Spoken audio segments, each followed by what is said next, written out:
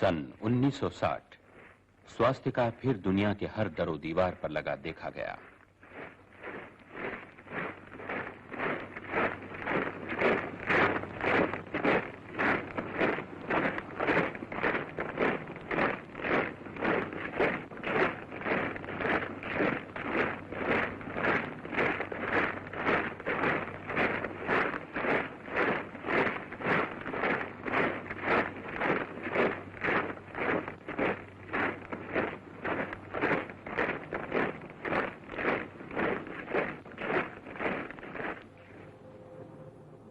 इस तस्वीर का एक एक शॉट सच्चा है।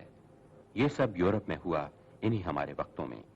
वक्त हमें इजाजत नहीं देता कि हम नाजी तारीख का पूरा पूरा बयान आपके सामने रख सकें।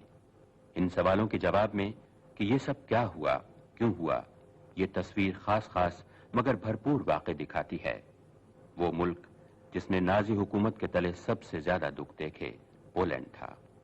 इसे दिखाते हुए हमने सिर्फ इसी एक मुल्क को चुना है ताकि इसकी मिसाल से दुनिया भर को पता चले कि हिटलर का न्यू ऑर्डर और उसकी फौजी मशीन उन सब मुल्कों के लिए क्या क्या तबाही और बर्बादी का संदेश रखती थी जिन पर हिटलर ने कब्जा किया। ये चंद वर्षों की तस्वीर जिसके एक एक लम्हे से खून टपक रहा है, एक अंजलि है उन मजलूमों के नाम जिन्होंने हिटलर के हाथों अपनी जान गंवाई। ये एक चेतावनी है उन लोगों के लिए जो जिंदा हैं और इस बात की याद कि आजादी में सांस लेने का हक दुनिया के हर छोटे बड़े को है।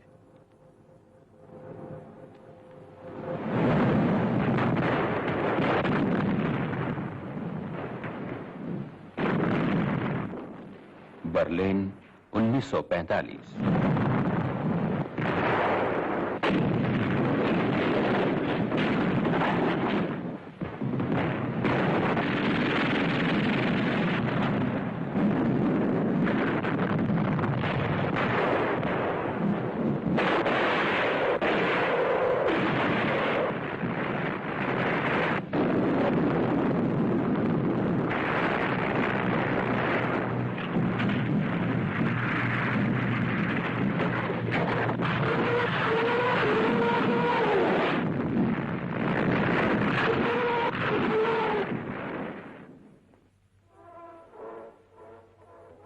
बर्लिन 1914।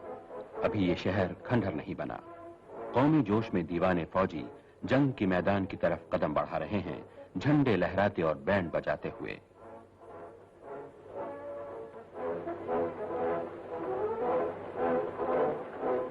एक अनोखी शान काइजर के कदम चूम रही है।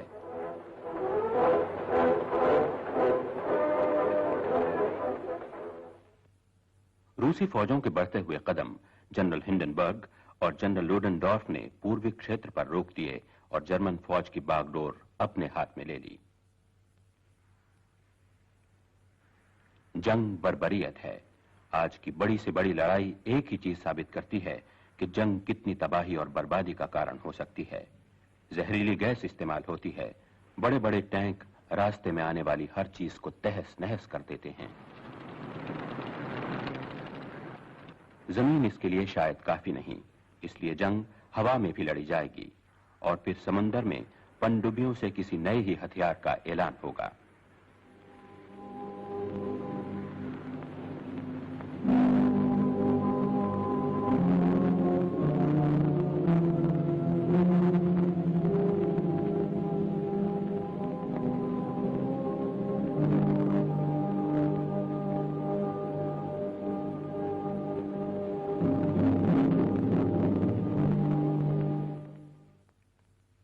सबसे पहले रूसी ज़ारशाही की इमारत मलबे का ढेर बनी। सन 1918 में अक्टूबरी इनकलाब बालशेविकों का सुर्ख झंडा बुलंद करता है और लेनिन जर्मनी के साथ सुलह करते हैं।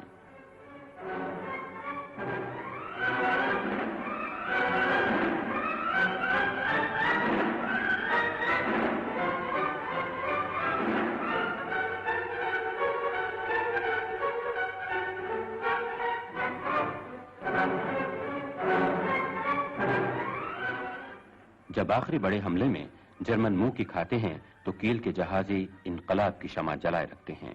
काइजर सल्तनत से दस्तबरदार होते हैं और बर्लिन में जमहूरी हुकूमत का ऐलान किया जाता है।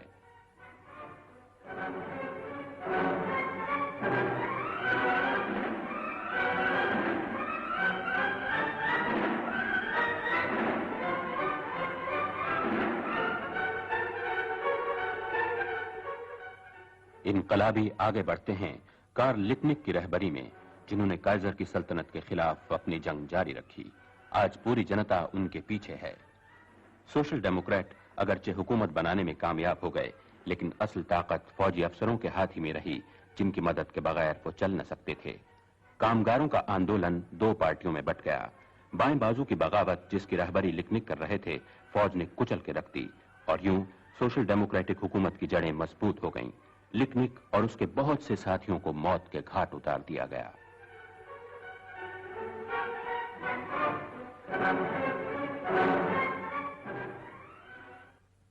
जीतने वाले अब सुलह की अपनी शर्तें मनवाते हैं और इस नई रिपब्लिक को शिकस्त की कीमत अदा करनी पड़ती है।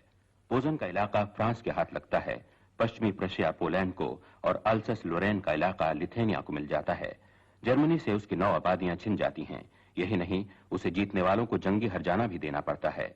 बहरहाल जर्मनी एक मुल्क की हैसियत से साबित व सालम रहता है।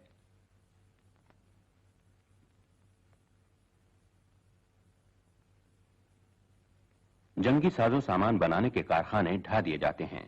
जर्मन फौज की तादाद 1 लाख सिपाहियों तक महदूद कर दी जाती है, ताकि जर्मनी की आजादी को कोई खतरा न रहे।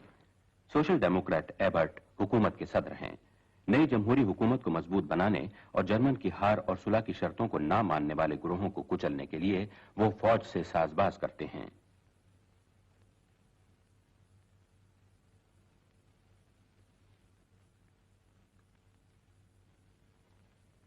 कुछ कौमी दीवाने विदेश मंत्री रेटेनॉफ का खून कर देते हैं, क्योंकि वो सुलह की शर्तों का पाबंद रहना चाहते थे। बावेरिया में फौज और आजाद दस्ते अपनी ही हिंसावादी पॉलिसी पर डटे रहते हैं और बर्लिन के दबदबे को मानने से इनकार कर देते हैं। जनरल फोन यांग फौज के खुफिया खजाने से कट्टर देशभक्तों की माली इमदाद करता है।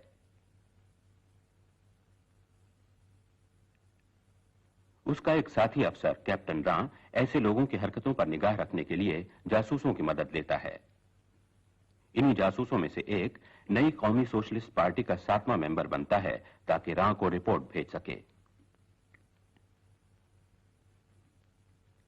1920 में यही आदमी पार्टी की उन मीटिंगों में जो रूस और इत्तेहादियों के सुलहनामों के खिलाफ की जाती थीं, पार्टी की आवाज बन जाता है।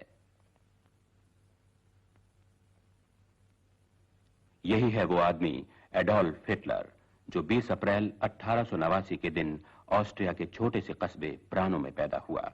उसका बाप था एलॉयस हिटलर और मां क्लारा।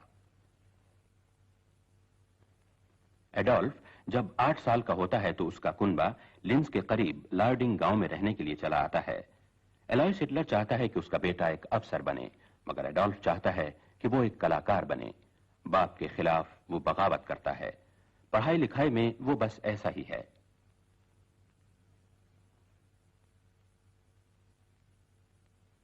सोलह साल की उम्र में तपेदिक हो जाने से वो स्कूल हमेशा के लिए छोड़ देता है। 1907 में वियना की कला अकेडमी में दाखिले की नाकाम कोशिश करता है। वहां वो एक दोस्त के साथ रहने लगता है। दूसरी बार दाखिला न मिलने पर अपने पेंट किए हुए पोस्ट कार्ड फेरी लगाकर बेचता है। आखिर हम उसे एक ऐसे घर में पाते हैं जो म्यूनिसिपैलिटी बेकार लोगों के लिए बनाती है। अपने आप को वो दूसरे बेरोजगार और आवारा लोगों से बेहतर समझता है। पहली बार वो यहूदियों के खिलाफ पैम्फलेट खरीदता है, जिनमें लिखा था कि ये गोरे रंग और भूरे बालों वाले लोग ही इंसानी हुकूक की हिफाजत कर सकते हैं। कई पैम्फलेट ना मिलने पर हिटलर उनके पब्लिशर लिवेनफेल्ड से मिलने जाता है। सन 1900 में लिवेनफेल्ड ने एक पार्टी बनाई, जिसका कहना था गोरे लोग ही दुनिया के बाकी लोगों पर हुकूमत करने के लिए पैदा हुए हैं। इनके उठने बैठने के ढंग, इनके पांव के अंगूठे काले रंग के घटिया लोगों से अलग होते हैं। उसने काले और घटिया लोगों का नाश करने की मांग की। स्वास्थ्य उसका निशान था। यहूदी उसके नजदीक दुनिया के जलील तरीन आदमी थे। ये नजरिया भूखे और बेकार हिटलर के दिमाग में बस गया। वो अपने आप को हुक्मरान कौम का समझने लगा।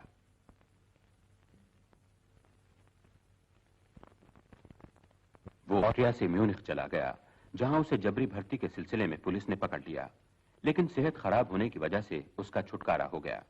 म्यूनिख में भी उसकी जिंदगी वैसे ही फटेहाल थी जैसे वियना में। जंग का शुरू होना ही اس کی ناکارہ اور بدحال زندگی میں امید کا پیغام لایا۔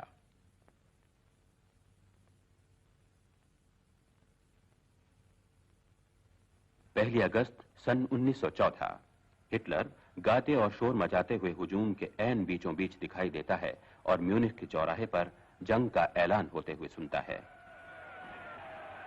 اسی جوش میں وہ اپنے آپ کو والنٹیئر کے طور پر پیش کرتا ہے اور انفینٹری ریجمنٹ میں اردلی کے طور پر بھرتی کر لیا جاتا ہے۔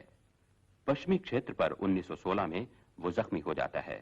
سن 1917 میں ایک لانس کارپورل کی حیثیت سے اس کی واپسی ہوتی ہے۔ سن 1918 میں اس کی آنکھیں زخمی ہو جاتی ہیں۔ وہ اسپتال میں پڑا ہوتا ہے کہ جنگ کا خاتمہ ہو جاتا ہے۔ ایک بار پھر بے روزگار، ایک ایسا آدمی جس کا نہ کوئی گھر نہ گھاٹ، وہ سیاسی زندگی گزارنے کا فیصلہ کر کے میونخ پہنچتا ہے، جہاں پوربی سرحد کی حفاظت کے لیے بنائے گئے آزاد دستے اب ریپبلک کی دھجیاں اڑا دینا چاہتے ہیں۔ اس اور راں جیسے فوجی افسر تو یہاں تک سوچتے تھے کہ ریپبلک کے خلاف غداری ہی ملک کے تئیں وفاداری ہے۔ راں کو ہٹلر میں کچھ خوبیاں دکھائی دیتی ہیں اور وہ اسے فوجیوں کو سوشلسٹوں اور امن پسندوں کے خلاف بھڑکانے کے لیے رکھ لیتا ہے۔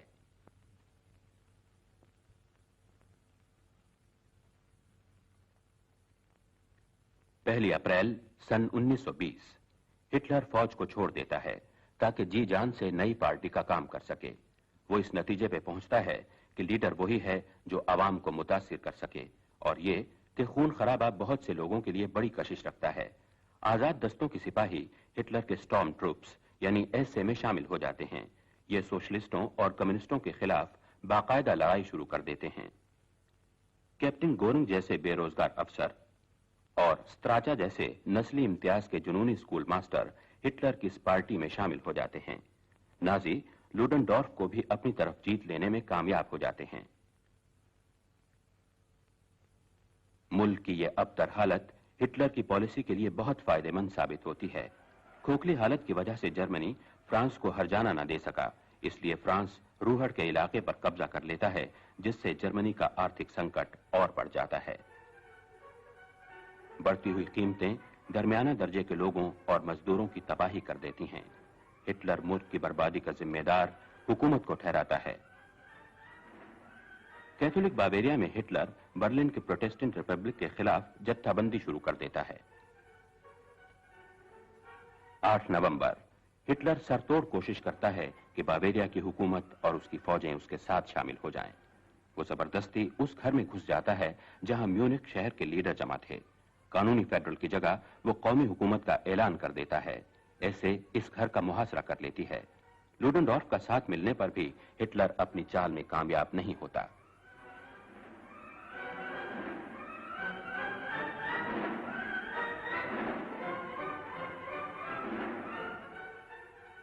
نومبر ہٹلر اور لوڈنڈورف چند ہزار آدمیوں کی سربراہی میں فوجی ہیڈ کوارٹرز پہ دھاوا بول دیتے ہیں۔ ایک حفاظتی دفتر کا لیڈر ہملر ہے۔ دونوں طرف سے گولیاں چلتی ہیں۔ ہٹلر کے 16 آدمی اور پولیس کے 3 سپاہی زخمی ہو جاتے ہیں۔ ہٹلر جان بچا کر بھاگتا ہے لیکن 2 ہی دن بعد پکڑا جاتا ہے۔ بعد کی قانونی کارروائی میں لوڈنڈورف بری ہو جاتے ہیں۔ ہٹلر کو لینزبرگ کے قلعے میں کچھ مہینوں کے لیے قید کر دیا جاتا ہے۔ وہاں اسے ایک کمرہ ملتا ہے جہاں نہ صرف اچھا کھانا بلکہ اپنے کپڑے پہننے کی بھی اجازت ہوتی ہے۔ یہاں وہ اپنی آتم کتھا مائن کامپ لکھواتا ہے، جو بعد میں اس کے ماننے والوں کے لیے ایک سیاسی سبق بن جاتی ہے۔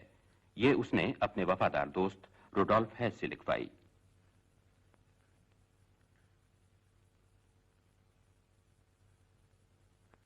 یہاں ہٹلر جرمنی اور آسٹریا کو متحد کر دینا اپنی زندگی کا مشن قرار دیتا ہے۔ وہ اعلان کرتا ہے کہ جرمنی یا تو ایک عالمی طاقت ہوگی یا ملیا میٹ ہو کر رہ جائے گی۔ اس کا کہنا تھا کہ شکست سے بچنے کے لیے جنگ کے دوران لاکھوں یہودیوں پر زہریلی گیس استعمال کرنا چاہیے تھی۔ کچھ لوگوں نے یہ کتاب پڑھی اور بہتوں نے اس کا مذاق اڑایا، لیکن کچھ ہی سال بعد یہ مذاق نہ رہا۔ جب ہٹلر لینزبرگ میں ہوتا ہے تو جرمنی میں صورتحال سدھر جاتی ہے۔ فروری 1925 میں پریزیڈنٹ ایبرٹ مر جاتے ہیں اور ملک کی حکومت طاقتور فیلڈ مارشل ہنڈنبرگ کے ہاتھوں میں آ جاتی ہے۔ شروع میں ہنڈنبرگ دستور کے سامنے سر جھکاتے ہیں، لیکن کچھ ہی دنوں بعد اپنی عمر सियासी नातजुर्बेकारी और फौजी फलसफे की बिना पर वो अपना रास्ता बदल लेते हैं।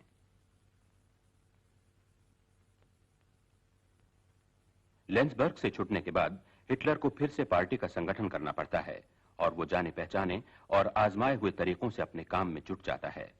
पहले हल्ले के बाद नवंबर सन 1925 में नाजी अपनी पहली सबसे बड़ी मीटिंग करते हैं। हिटलर जर्मनी के भविष्य और उसके प्रोग्राम की बातें करता है, लेकिन इसमें यहूदियों को हिस्सा लेने की इजाजत न थी। हिटलर पर तकरीर करने की पाबंदियों की आड़ लेकर उसके साथी खूब प्रोपेगेंडा करते हैं और यूं नाजी पूरी ताकत हासिल करने की राह पर चल निकलते हैं। 1926 में पार्टी के मेंबर 17,000, 1927 में 40,000 और बढ़ते बढ़ते 1928 में 60,000 तक पहुंच गए, लेकिन आम सड़कों पर अभी इनका कब्जा नहीं हुआ। अब पार्टी के दिन बड़े जोर शोर और हंगामों से मनाए जाते हैं। गोयरिंग, स्त्राचा और एफ अपने मंसूबों को अमली जामा पहनाने में लग जाते हैं।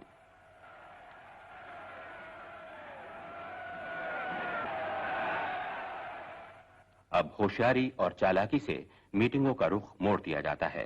हिटलर झंडे पेश करने की रस्म को मुकद्दस बना देता है और अपने चाहने वालों के दिलों में अपनी जोशीली तकरीरों से नफरत के शोले भड़का देता है।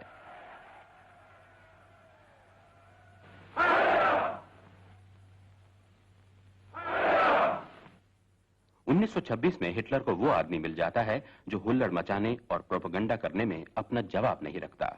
वो है गोबल्स। अब हिटलर की सियासी लड़ाई में हर किस्म की चालबाजी का इस्तेमाल होने लगता है। दंगा फसाद रोजमर्रा की बात हो जाती है। दूसरी बड़ी पार्टियां भी अपनी अपनी फौजी संस्थाएं बनाती हैं। सोशल डेमोक्रेट संस्था का नाम राशबार ने और कम्युनिस्ट संस्था का नाम रोब फ्रंट कामफरबंड रखा जाता है। ठेलमैन की नेतागिरी में कम्युनिस्ट अपनी पार्टी को खासा मजबूत बना लेते हैं। जब हिटलर इख्तिदार में आता है तो उस वक्त बर्लिन में सबसे जबरदस्त मुखालफत कम्युनिस्टों की ही होती है।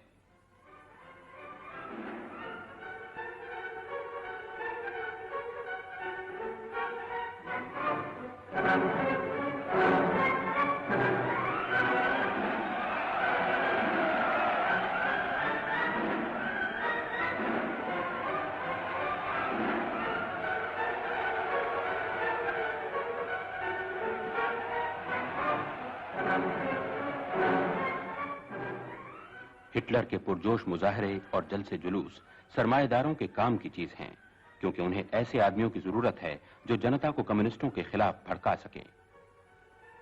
बड़े बड़े कारखानों के मालिक पार्टी के फंड में पैसा देने लगते हैं। 1930 में बेरोजगारों की तादाद बढ़कर 30 लाख तक जा पहुंचती है और हिटलर इस बढ़ती हुई मायूसी और बेचैनी को अपने फायदे के लिए इस्तेमाल करता है।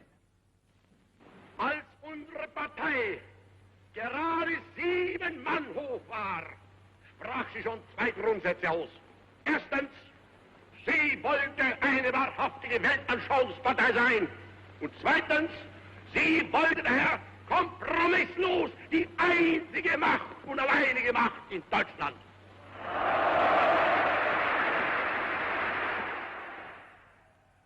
हिटलर को 1929 की इलेक्शन में 60 लाख वोटें मिलती हैं और उसकी पार्टी के 106 नुमाइंदे राइक्सटॉग में चले जाते हैं। अब हिटलर मुल्क की दूसरी सबसे बड़ी पार्टी का लीडर है। चांसलर ब्रेनिंग को जंग के खिलाफ इकदाम करने में पार्लियामेंट का पूरा साथ हासिल नहीं, इसलिए हुकूमत चलाने में उसे सहारा लेना पड़ता है। हिटलर ऐलान करता है, ब्रेनिंग हुकूमत चलाने के काबिल नहीं। अब हिटलर अपनी चालें बदलना शुरू करता है। वो सोचता है कि कामयाबी के लिए हुकूमत की बागडोर अपने हाथ में ले ले, ताकि उसकी मारकाट को कानून का सहारा मिल सके और उसे फौज की हिमायत भी हासिल हो जाए। जब उसकी पार्टी के कुछ मेंबरों के खिलाफ गवर्नमेंट कदम उठाती है तो हिटलर कसम खाता है कि अब वो कानूनी तौर पर हुकूमत संभालेगा। इसमें पार्टी के वकील हैंस फ्रैंक ने उसकी मदद की। हिटलर के खाकी वर्दी वाले हब्बारी अब सफेद कमीजें पहनकर मामूल की तरह शहर की सड़कों पर मार्च करते हैं। गोबल्स के प्रोपेगेंडे ने इन जुलूसों और मुखालिफ पार्टियों के साथ लड़ाइयों के गिर्द एक ऐसा हाला बुन दिया कि सैकड़ों बेरोजगार इससे चकाचौंध होकर पार्टी में शामिल हो गए।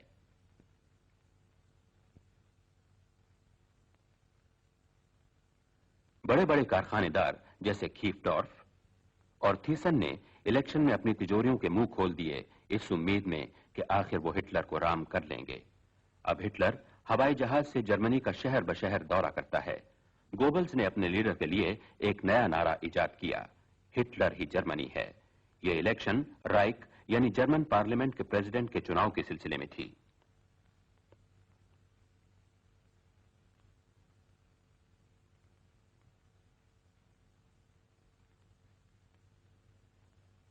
इसका उम्मीदवार बनने के लिए 1932 में हिटलर जर्मन शहरी बन जाता है। वो अपने दोस्त फ्राइक के हल्फिया बयान पर जर्मन शहरी तस्लीम कर लिया जाता है।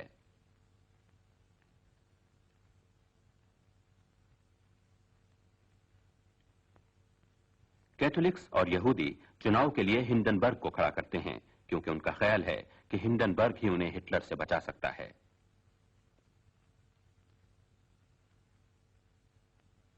चुनाव में हिंडनबर्ग जीत जाते हैं और यूं मालूम होता है जैसे हिटलर का खेल खत्म हुआ।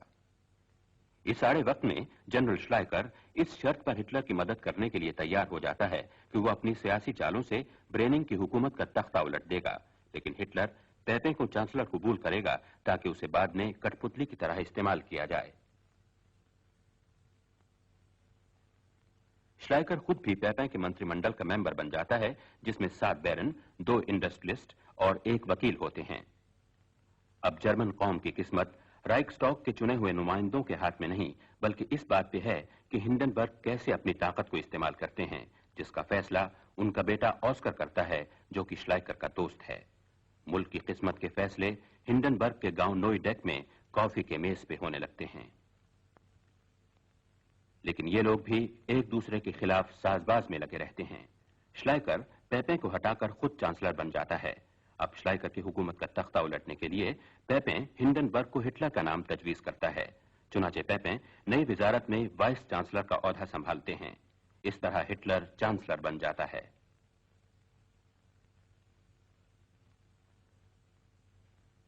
सोशल डेमोक्रेट अपना आखिरी दाव भी हार जाते हैं जब प्रशिया का प्रधानमंत्री ब्राउन पेपे की मुखालफत के सामने हथियार डाल देता है।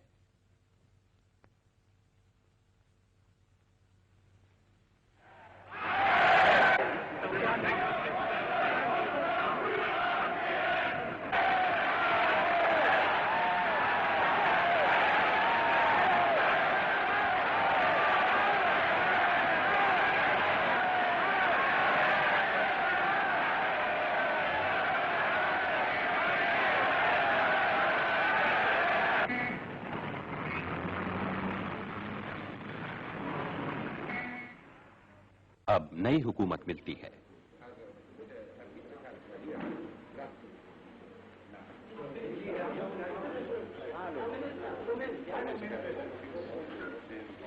वाइस चांसलर पेपे गोरिंग और हिटलर के साथ वाली कुर्सी पर यह समझकर बैठता है कि वो उनको अपने काबू में कर लेगा।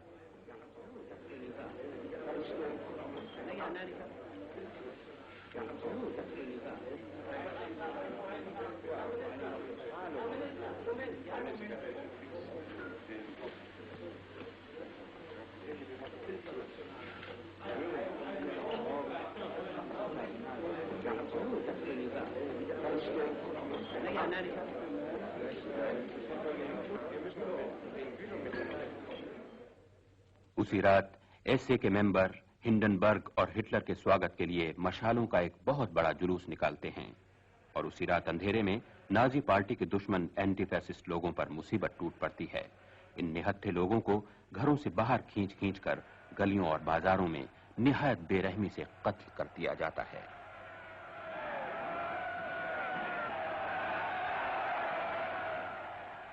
इन फसादात में कत्ल होने वाले एक ऐसे सिपाही और एक पुलिसमैन के जनाजे सरकारी तौर पर निकाले जाते हैं और इनके मातम में हिस्सा लेने के लिए जर्मनी के नए हुक्मरान पहली मर्तबा लोगों के सामने आते हैं।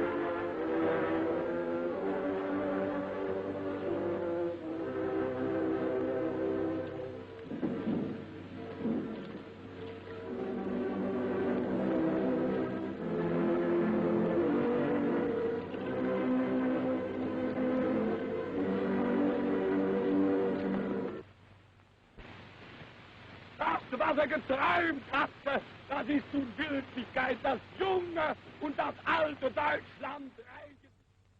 برلین 10 فروری چانسلر بننے کے بعد ہٹلر کی پہلی تقریر.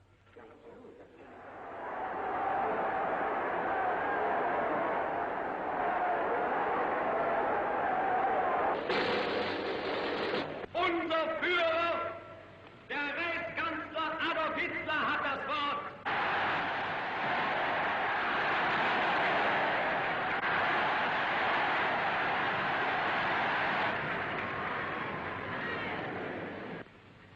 Deutsche Volksgenossen und Genossinnen.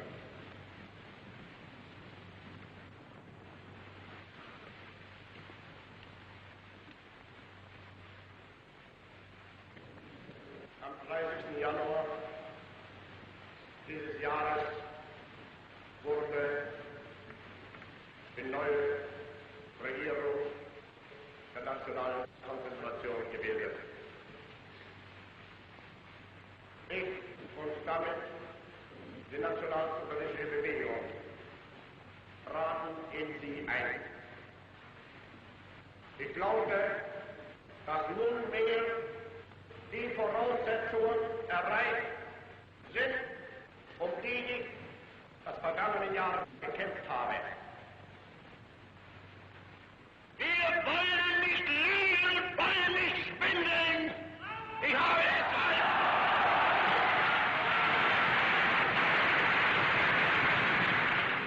deshalb es abgelehnt, jemals vor dieses Volk hinzutreten und billige Versprechungen zu geben.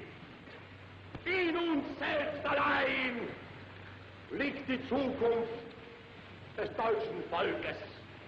Wenn wir selbst dieses deutsche Volk emporführen durch eigene Arbeit, durch eigenen Fleiß, eigene Entschlossenheit, eigenen Trotz, eigene Beharrlichkeit, dann werden wir wieder emporsteigen, genau wie die Väter einst auch Deutschland nicht geschenkt erhielten, sondern selbst schaffen mussten.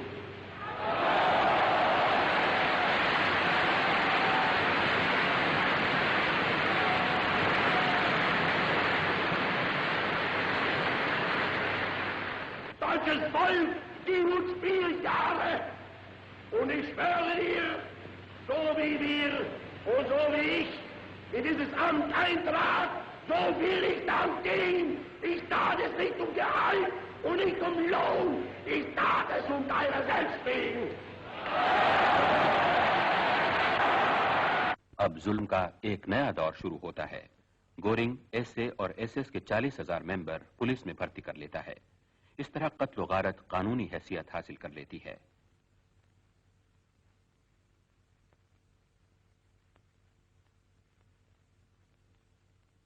ستائیس فروری 1933 کو رائک stock کی عمارت آگ لگنے سے نیچے آ رہتی ہے، لیکن کمیونسٹوں اور دوسرے لوگوں کو گرفتار کرنے کے لیے فہرست پہلے ہی سے تیار تھی. نازیوں نے پروپیگنڈا شروع کر دیا کہ یہ آگ کمیونسٹوں نے لگائی ہے. اس آگ کا بہانہ لے کر ہٹلر مخالف پارٹیوں کو غیر قانونی قرار دے دیتا ہے. ایک ڈچ مین وان ڈے لوبے جو اسی رات رائک سٹاک میں پکڑا گیا تھا 4 کمیونسٹوں کے ساتھ عدالت میں پیش ہوتا ہے اور یہ بات کھل کر سامنے آتی ہے کہ ڈچ مین کے اور بھی ساتھی ہونے چاہیے. کمیونسٹ بے قصور ہیں. ملزم ڈیمیتروف کھلے عام کہتا ہے کہ نازیوں کو رائک سٹاک میں آگ لگا کر دوسرے پر الزام تھوپنے میں ہی فائدہ ہے. اس کے تیکھے سوالوں سے گورنگ آگ ببولا ہو جاتا ہے.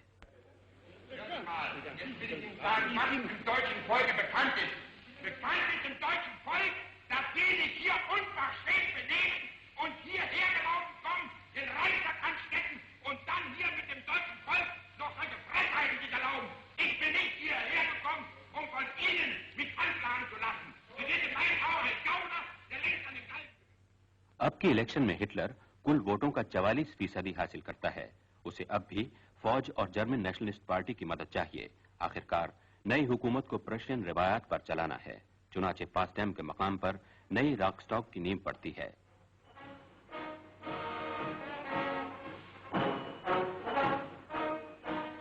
فوج اور ایسے گیریسن کے پرانے چرچ میں ملتے ہیں. پرانی اور نئی جرمنی ایک دوسرے کو سلام کرتی ہیں. काइजर के जनरल अपनी वर्दियां डांटे पश्चिमी फौज के गुमनाम सिपाहियों के साथ पहलू ब पहलू खड़े हैं।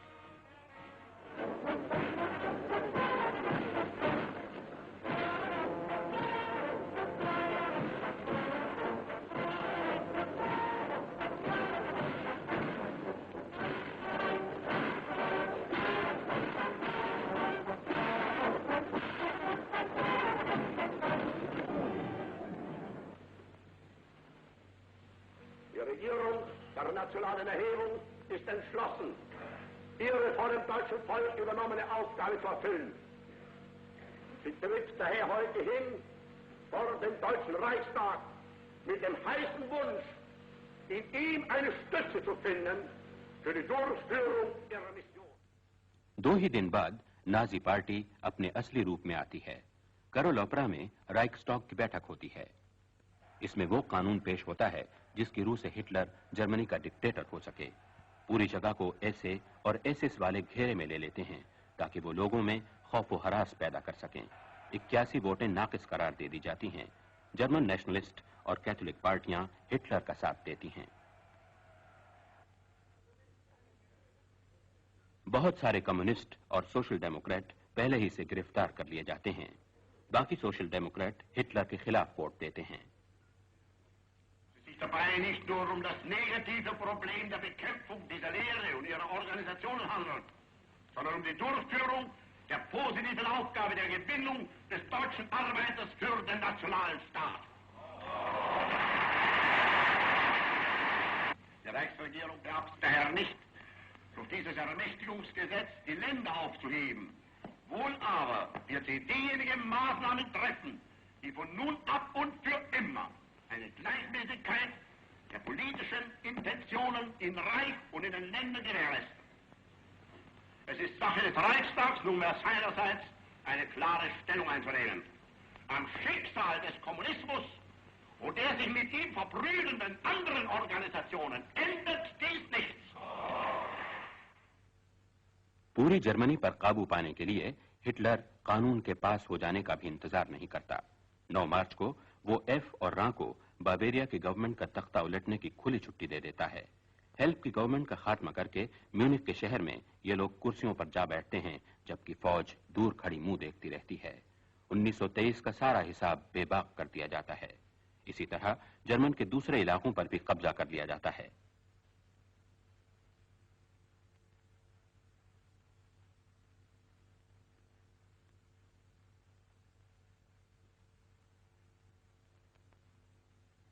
रशिया में सेनेट के प्रेसिडेंट की हैसियत से गोरिंग साहब अपना सिक्का जमा लेते हैं।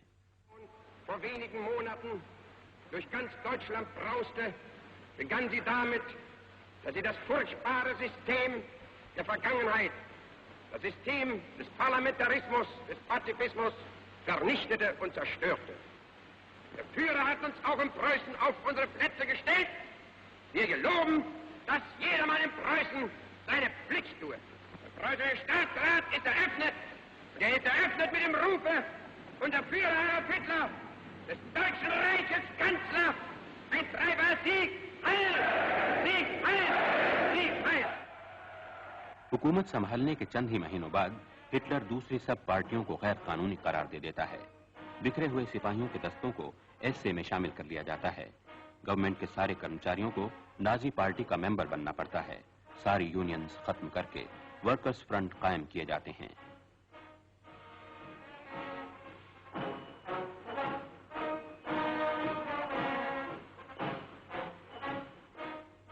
नया प्रोपेगेंडा मंत्री गोबल्स आजादी तकरीर पर पाबंदी लगा देता है। लेखक हाइनस हना ने एक दफा लिखा था कि जहां किताबें जलाई जाती हैं वहां इंसान भी आग की नजर कर दिए जाते हैं। अब इसी लेखक की किताबें जलाई जा रही हैं और लोरालाई एक गुमनाम लेखक की नज्म का मजमून बन जाती है। दुनिया भर में मशहूर जर्मन लेखकों, शायरों और फिलासफरों की किताबें पढ़ने की मनाही कर दी जाती है। Das nicht auf die Reinheit seiner Rasse hält, geht zugrunde.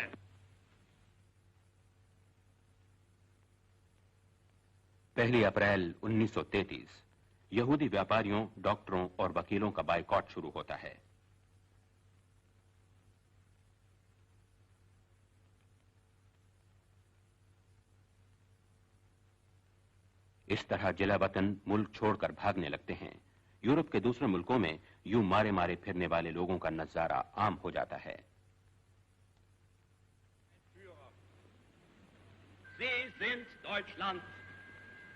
Wenn Sie handeln, handelt die Nation. Wenn Sie richten, richtet das Volk.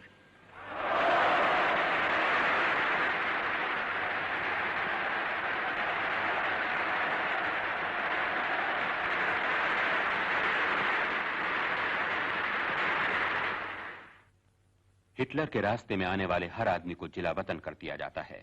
یہ سبق ابھی ایسے کمانڈر راں کو سیکھنا ہے. ہنڈنبرگ کی جگہ پانے کے لیے ہٹلر کو اب بھی فوج کی مدد کی ضرورت ہے. یہ سب سوچ کر 1934 میں راں اور پارٹی کے دوسرے بڑے بڑے لیڈروں کو بغیر مقدمہ چلائے موت کے گھاٹ اتار دیا جاتا ہے. یہ سارا کام ایسے سپاہیوں سے کروایا جاتا ہے اور ان کا لیڈر ہملر پولیس کا سب سے بڑا افسر بن جاتا ہے.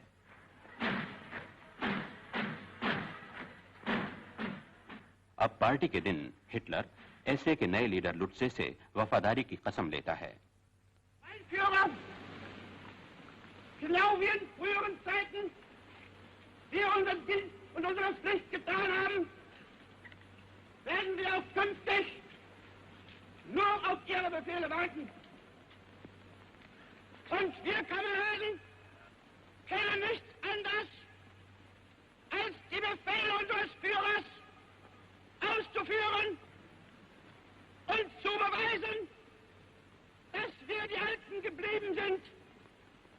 Unser Führer Adolf Hitler sich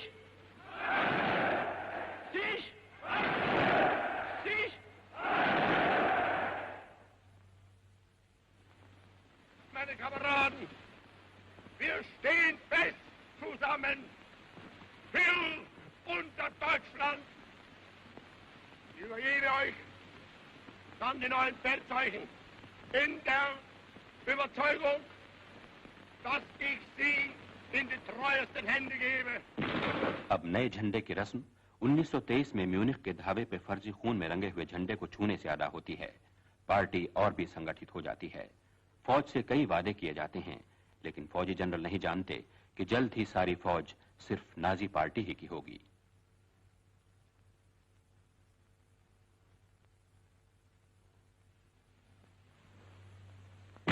Hindenburg کی موت کے فوراً ہی بعد 2 اگست 1934 کو یہ قانون پاس کر دیا جاتا ہے کہ چانسلر اور پریزیڈنٹ کے فرض ایک ہی آدمی سنبھالے اور لوگ وفاداری کی قسم جرمنی کی بجائے ہٹلر کے نام سے لیں.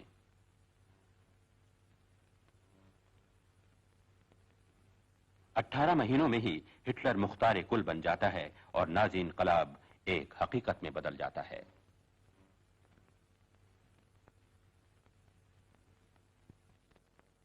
آخری دم تک اپنے لیڈر کے پیچھے چلے. ہٹلر کی پیشوائی میں ایک نئی ہی ریاست کا جنم ہوتا ہے. بڑی بڑی میٹنگوں اور جھنڈوں کے سیلاب میں کیا چھوٹے اور کیا بڑے سبھی بہہ جاتے ہیں. ہٹلر اپنا سلسلہ نوجوانوں سے شروع کرتا ہے. Unter der deutschen Jugend der Zukunft wünschen ist etwas anderes, als was die Vergangenheit sich gewünscht hat. Wir müssen einen neuen Menschen erziehen. Als es uns gelang, dem deutschen Volk eine neue Idee zu geben und dieses Volk in diese Idee zu einen und zu einer neuen Lebensform zu führen, dies ist die größte Tat dieses Jahrhunderts für unser Volk. In unseren Augen muss der deutsche Junge der Zukunft schlank und rank sein, flink wie Windhunde, zäh wie Leder und hart wie Krug. ہر کسی کو بیگار پر مجبور کر دیا جاتا ہے. نوجوانوں کو روزانہ نازی اصولوں کے مطابق تعلیم دی جاتی ہے.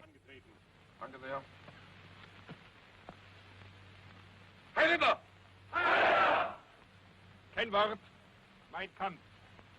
Am 18. Juli 1925 erschien der erste Band des Führers, Buches Mein Kampf.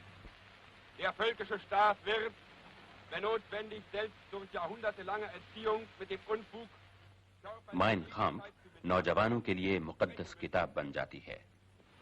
Heil, Arbeitsmänner!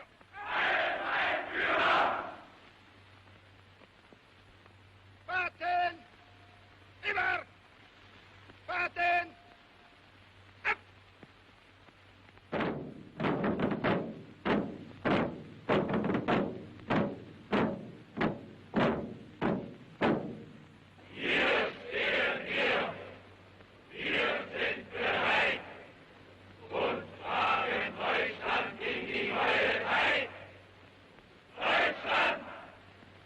Kamerad, woher stammst du?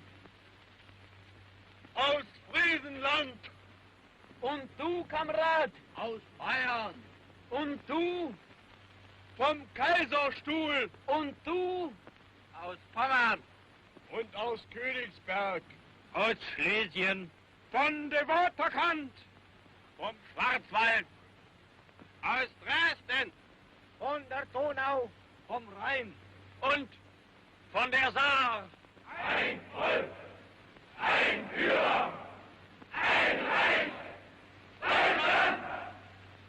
Wir standen nicht im Schützengraben und nicht im Trommelfeuer der Granaten und sind trotzdem Soldaten.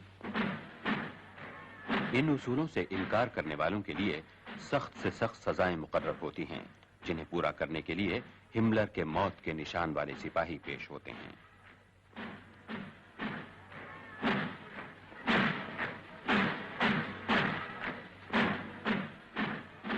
Wann ich die Augen schließen werde, weiß ich nicht. Aber dass die Partei weiterleben wird, das weiß ich. Und dass über alle Personen, über Schwache und Starke hinweg die Zukunft der deutschen Nation erfolgreich gestalten wird, das glaube ich und das weiß ich. और जो इन उसूलों को नहीं मानते, उनके लिए concentration camp मनाए जाते हैं।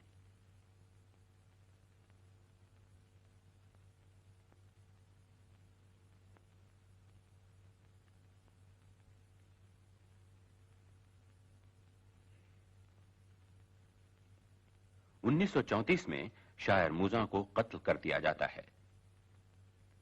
Der Staat hat uns geschaffen, sondern wir schaffen uns unseren Staat. Nein, die Bewegung, sie lebt und sie steht felsenfest begründet. Und solange auch nur einer von uns atmen kann, wird diese Bewegung seine Kräfte leihen und für sie eintreten, so wie in den Jahren, die hinter uns liegen. Dann wird zur Trommel die Trommel kommen, zur Fahne die Fahne, dann wird zur Gruppe Gruppe stoßen, zum Gau der Gau, und dann wird endlich diese gewaltige Kolonne der geeinten Nation nachfolgen, das früher zerrissene Volk.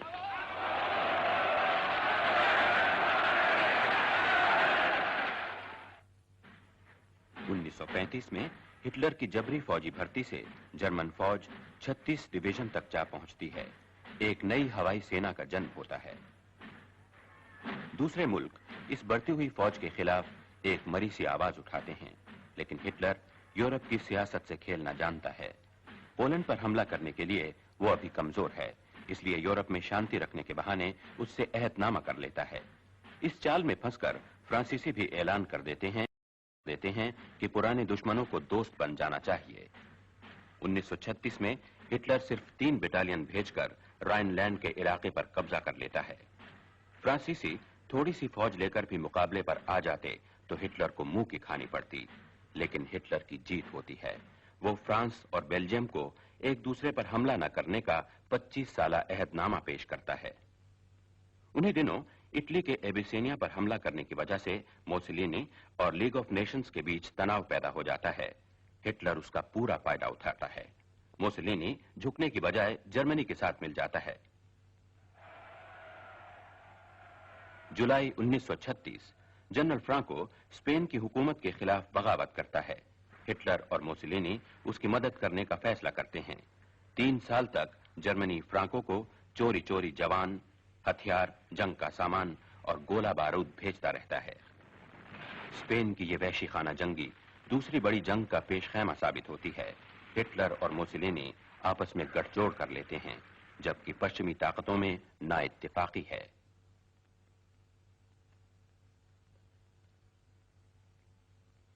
उन्नीस 1934 में Hitler की वजह से Austria की आजादी खतरे में पड़ जाती है। ऑस्ट्रिया की हुकूमत डॉल्फस के हाथ में है।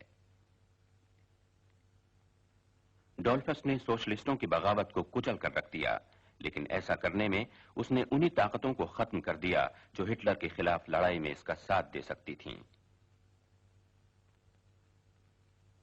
इसके बावजूद वो कौम को हिटलर का मुकाबला करने के लिए उकसाता है।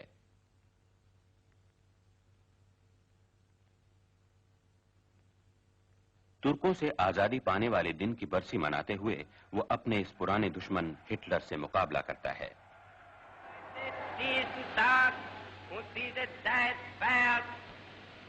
So ist es nicht eine gewöhnliche geschichtliche Erinnerung. Fremdgeist und fremde Ideen sind in unser Volk, haben sich eingenistet und haben böses Unheil angerichtet. लेकिन नाजी वियना के गली बाजारों में बदअमनी फैलाते हैं और बड़ी बड़ी मीटिंगें करते हैं। नतीजे के तौर पर जर्मनी के 2 मंत्री फ्रैंक और कैलबर्ट वियना पहुंचते हैं। Auf seine Wiener Heimat und dass weiß, dass Wien zu ihm und seiner Bewegung, zur Idee des Völkerfriedens, zur Idee der nationalen Wohlfahrt, zur Idee der Freiheit und Reinheit des Volkslebens steht.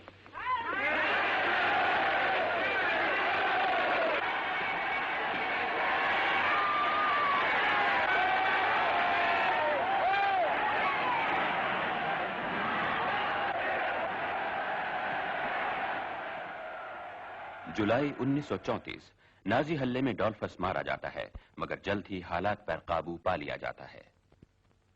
Mussolini Austria को मदद देने का वादा करता है और अपनी फौजें सरहद पर भेज देता है। डॉल्फस के बाद शिक्षा मंत्री शूसनिक हुकूमत संभालते हैं और हालात बेहतर होने लगते हैं। उन्हीं दिनों पेपें जर्मनी का राजदूत बनकर वियना जाता है और हुकूमत की जड़ें खोखली करनी शुरू कर देता है। सितंबर 1937 में हिटलर और मुसोलिनी म्यूनिख में मिलते हैं। जर्मनी की शानदार फौजी ताकत का उस पर इतना गहरा असर पड़ता है कि कुछ ही महीनों बाद वो इत्तेहादियों के खिलाफ जर्मनी और जापान के अहदनामों पर दस्तखत कर देता है। वो जर्मनी के हुक्मरानों को यह भी कह देता है कि अब ऑस्ट्रिया की हिफाजत का ठेका उसका नहीं है।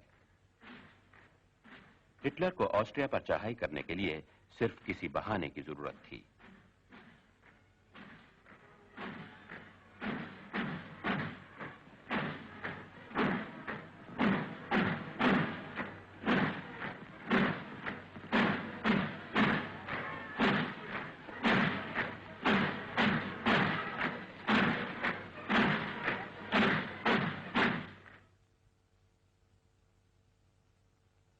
मार्च 1938 में वियना के गली बाजारों में मारा मारा फिरने वाला पेंटर तुम तराक से म्यूनिख के शहर में दाखिल होता है।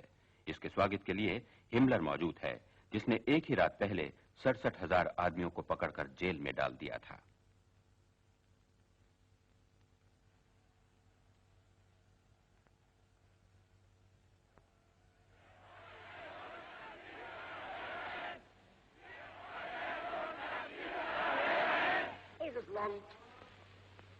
Und dieses Volk kommt nicht zum Reich in einer demütigenden Rolle.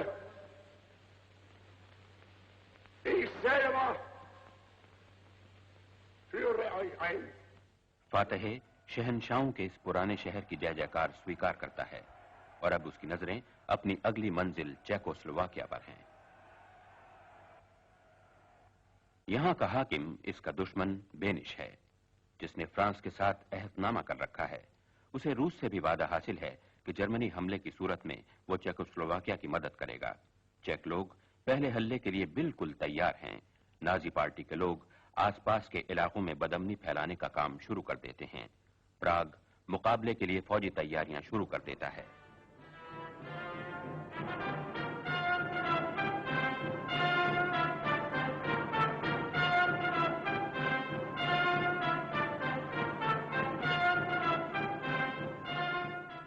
اب تک ہم کے بارے میں جان چکے ہیں کہ چیکوسلوواکیا پر حملہ ہوتے ہی وہ ہٹلر کو نکال پھینکیں گے۔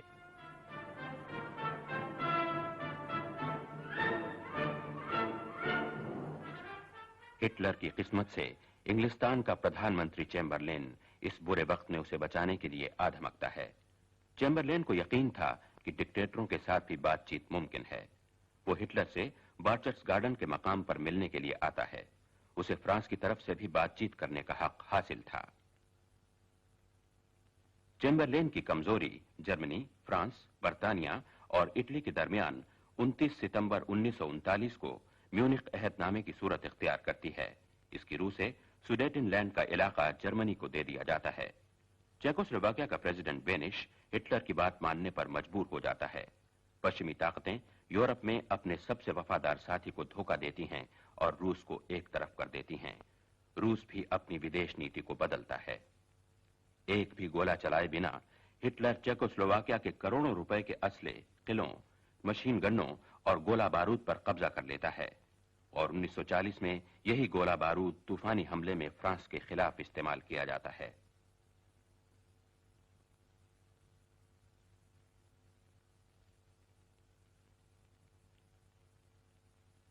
اب جرمن جنرل ہٹلر سے بغاوت کرنے کا ارادہ ترک کر دیتے ہیں، کیونکہ ایسے آدمی کو جو ملک کے ملک فتح کرتا جا رہا ہو گرفتار کرنا ممکن نہ تھا۔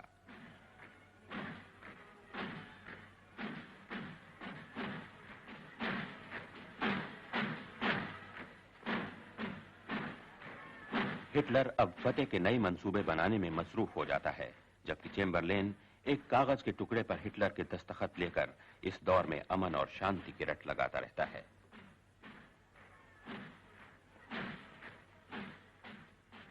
میونخ کے عہد نامے کے بعد جرمنی میں یہودیوں پر مصیبت کا پہاڑ ٹوٹ پڑتا ہے۔ یہودیوں کو اپنے ساتھ شناخت کے کاغذ رکھنے پڑتے ہیں۔ چیلا ہیبرش رائے دیتا ہے کہ جرمنی میں رہنے والے 17,000 پولش یہودیوں کو واپس پولینڈ بھیج دیا جائے۔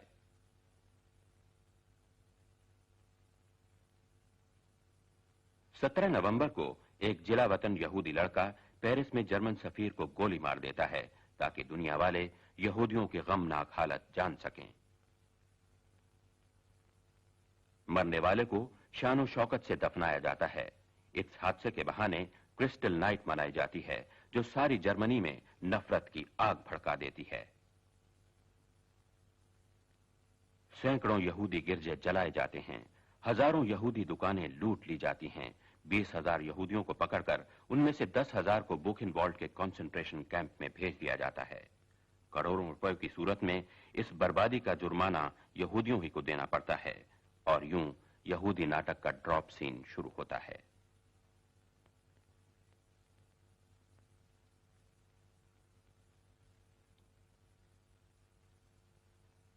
میونخ کے بعد ہٹلر کو اپنے آپ پر پورا بھروسہ ہو جاتا ہے۔ مارچ 1939 کو وہ چیکوسلوواکیا کا آزاد علاقہ بھی ہڑپ کر لیتا ہے۔ چیمبرلین بھی سمجھ جاتا ہے کہ ہٹلر محض اپنی طاقت بڑھانے کے لیے بہانے ڈھونڈتا ہے۔ اب پشچمی یورپ اور پوربی یورپ دونوں کو ہٹلر سے خطرہ ہے۔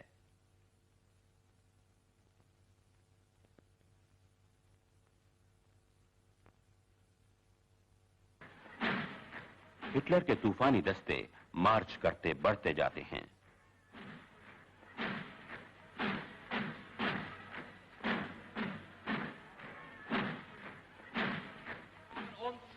Der Garant des Sieges. Sie sind uns der Garant des Friedens. Adolf Hitler! Sieg Heil! Sieg Heil! Sieg Heil!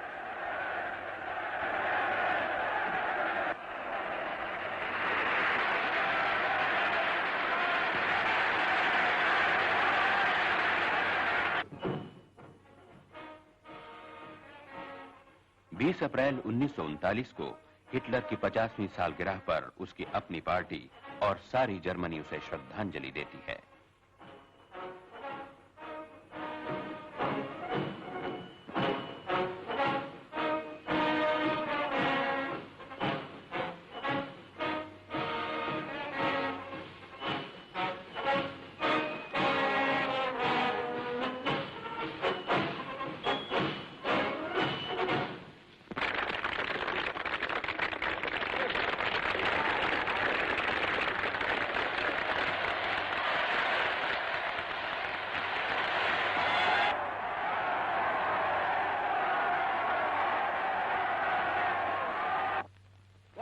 unser heutiges Deutschland nicht wieder schön und herrlich.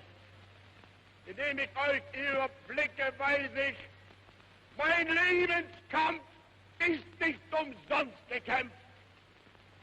Ihr werdet treu sein, wie jemals nur Deutsche treu sein konnten. Immer wieder wird eine neue Jugend antreten in diese Stadt hier.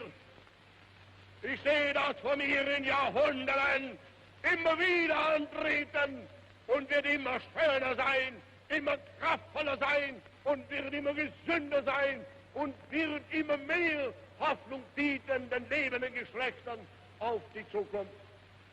Ich bin nicht der Klagende, ich bin nur der Warner.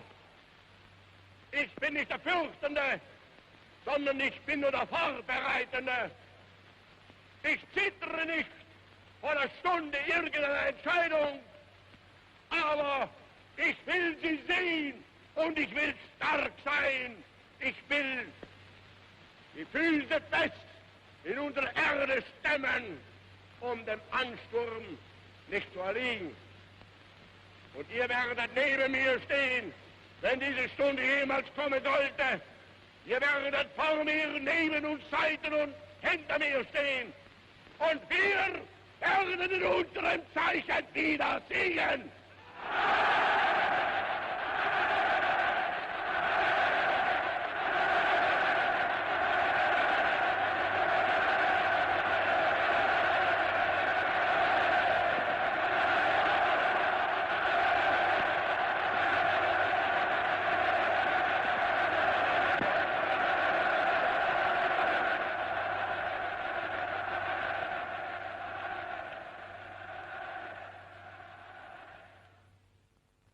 पहली सितंबर 1939 German फौजें Poland की सरहद को पार करती हैं।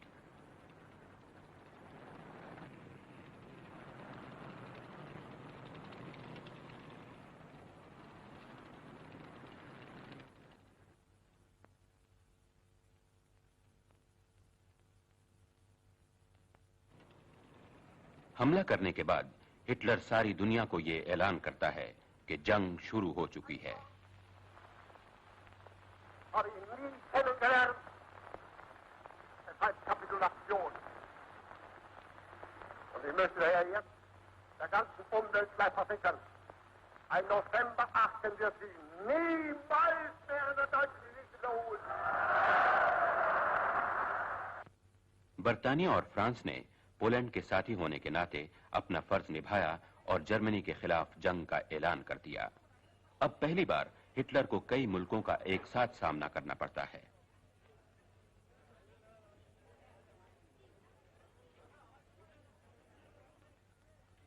मगर एक जबरदस्त दुश्मन के सामने गिरजों में मांगी गई दुआओं और पोलैंड के लोगों की हिम्मत और बहादुरी का क्या मतलब।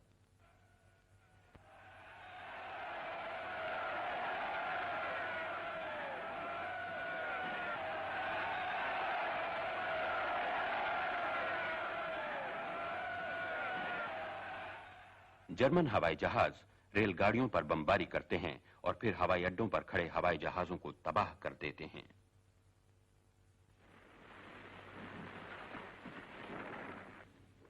पोलैंड के घुड़सवार सिपाही जर्मन टैंकों से उलझ जाते हैं।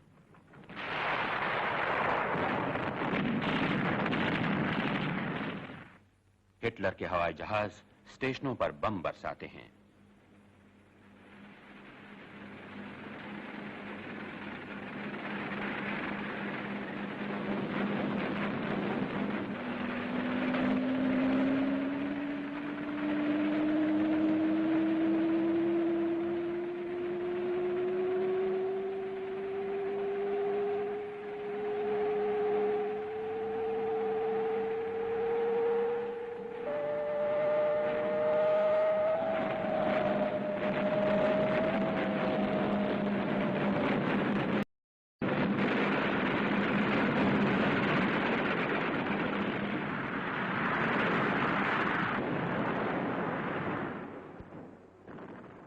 हिटलर की फौजें इस बर्बाद मुल्क में आगे बढ़ती हैं।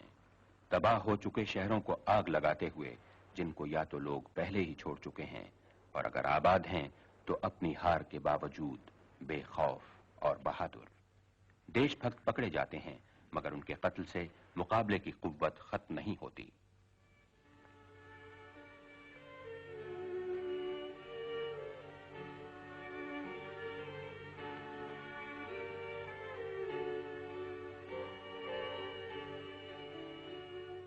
بربادی اور ویرانی دور دور تک پھیل جاتی ہے. بے شمار پل اڑا دیے جاتے ہیں. پولینڈ کی فوجیں بری طرح گھیرے میں آ جاتی ہیں.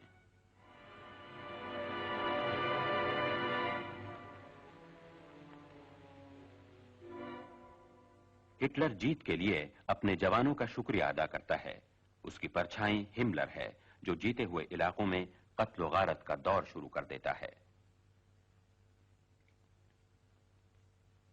اب صرف وارسا شہر جیتنا باقی رہ جاتا ہے. وارسا کے لوگ اپنے پیارے شہر کو بچانے کے لیے جی جان کی بازی لگا دیتے ہیں. ہٹلر اس عظیم شہر کو دھواں دھار کھنڈر بنتے ہوئے دیکھتا ہے.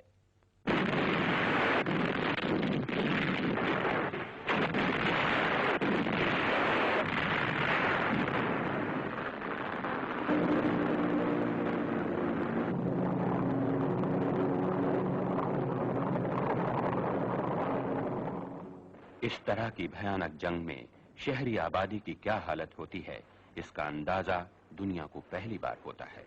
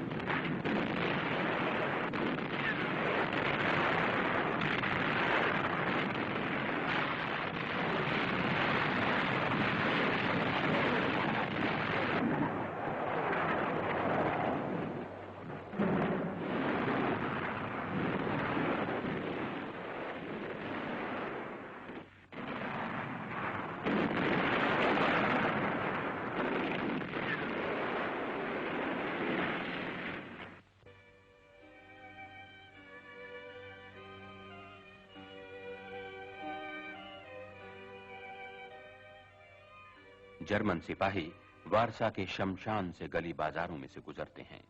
ان کھنڈروں میں موت کی خاموشی کے سوا کچھ نہیں.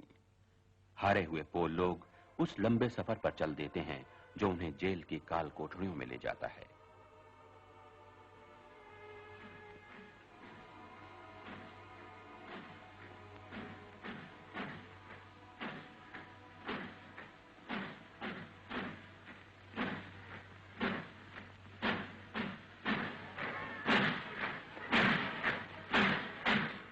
جیت کی خوشی میں ہٹلر کے لیے ایک بہت بڑی فوجی پریڈ کا انتظام ہوتا ہے.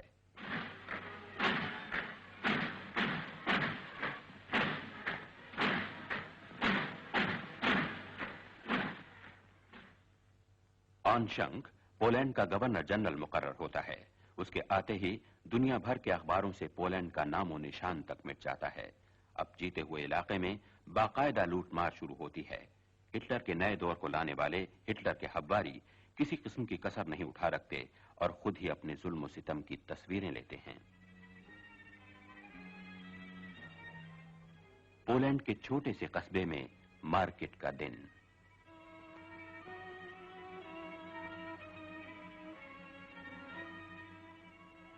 روز کی طرح چیزیں بیچی اور خریدی جا رہی ہیں. یکا یک ایک بے چینی سی پھیل جاتی ہے. جرمن پولیس اور اس کی دھاڑ.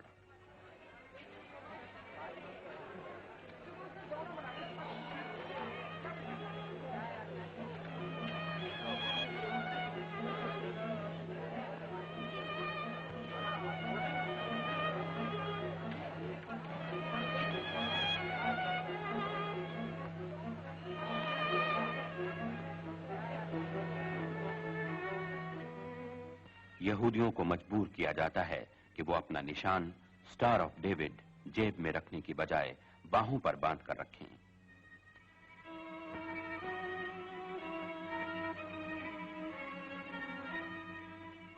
बदले में लोग पकड़े जाते हैं।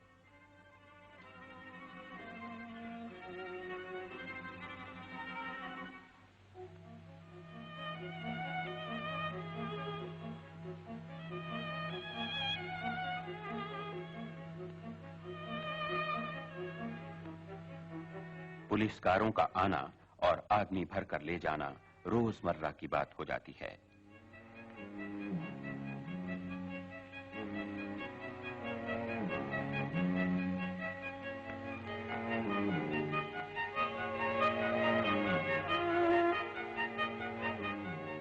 वारसा में सिर्फ यहूदियों के लिए अलग ट्रामें मुकर्रर कर दी जाती हैं।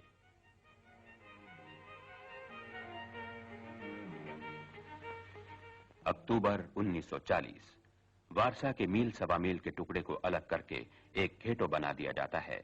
2,40,000 यहूदी और 80,000 दूसरे लोग जिंदगी के रहे सहे दिन काटने लगते हैं।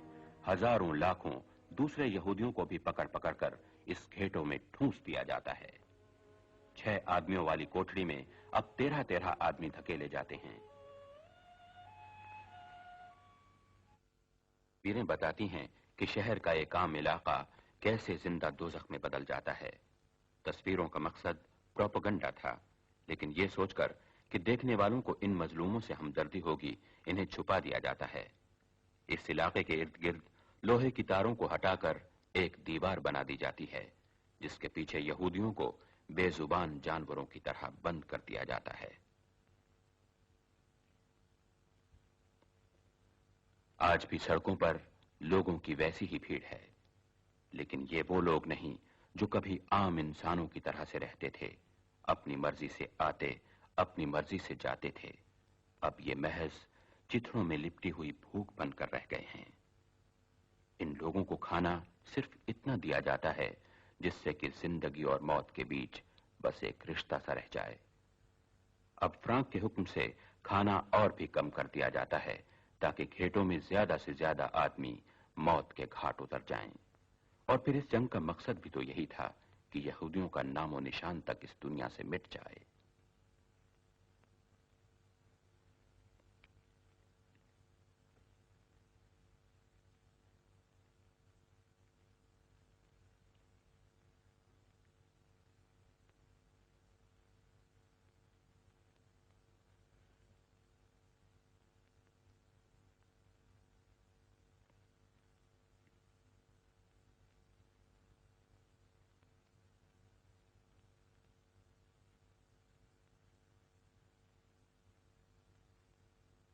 घेटों के रहने वाले कुत्ते बिल्लियों की तरह जीने मरने पर मजबूर हो जाते हैं।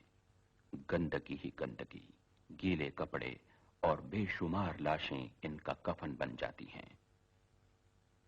बेचारे किस्मत के मारे आखिर उन कमरों में सो जाते हैं जो किसी तरह जेल की काल कोठरी से कम नहीं।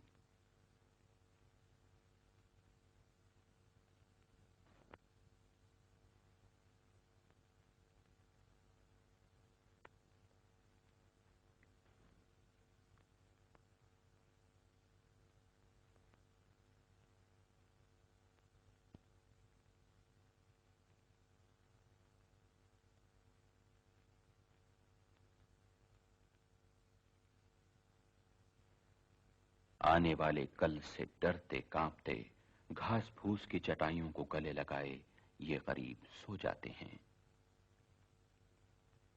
बच्चे मौत के साए में पलते और परवान चढ़ते हैं। जिंदगी और बीमारी के सताए हुए इनके होंठों पर हंसी नहीं, हाथों में खिलौने नहीं, आंखें हैं जो बचपन ही में बुढ़िया गई हैं और दुख दर्द देखने की आदी हो चुकी हैं।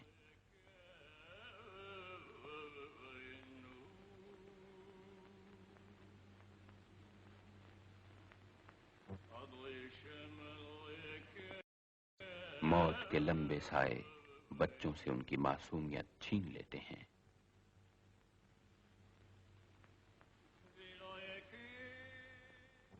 सड़कों पर ये नाचते, भीख मांगते जीने का जतन करते हैं, इस उम्मीद में कि शायद मौत اور ایک دن کے لیے ٹل جائے۔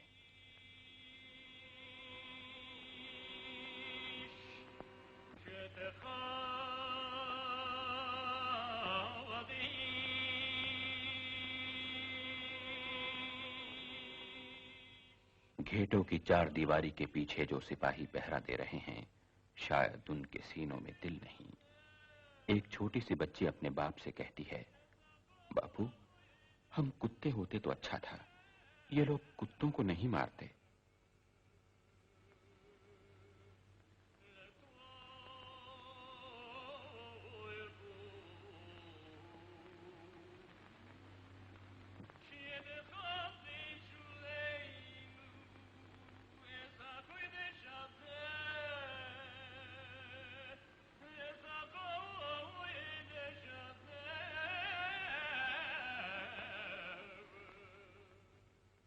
اپنے ٹھٹھرے ہوئے جسموں کو گرمی پہنچانے کے لیے یہ لوگ دیوار سے لگ کر کھڑے رہتے ہیں۔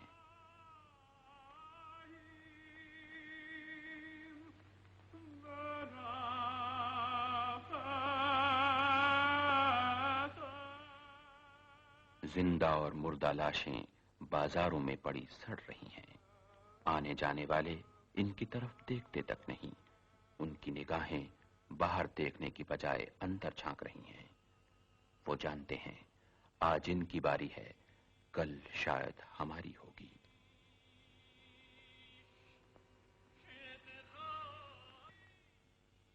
اب کے موت کی فصل بھرپور ہے، گلیاں، بازار، گندے نالے بے نام لاشوں سے اٹے پڑے ہیں۔ قبریں کھودنے والے دن رات کام کر کے بھی ان لاشوں کو سمیٹ نہیں پاتے۔ آخر یہ لاشیں چونے کے اندھے کنویں میں ہمیشہ ہمیشہ کے لیے کھو جاتی ہیں۔ بنا آنسو بہائے، بنا فریاد کیے اس بے پناہ ظلم و ستم کے سارے نشان مٹا دیے جاتے ہیں۔ اس بے رحم مٹمیلے آسمان کے نیچے ایک ماں کی درد بھری لوری سننے کے لیے دنیا کے کان بہرے ہو چکے ہیں۔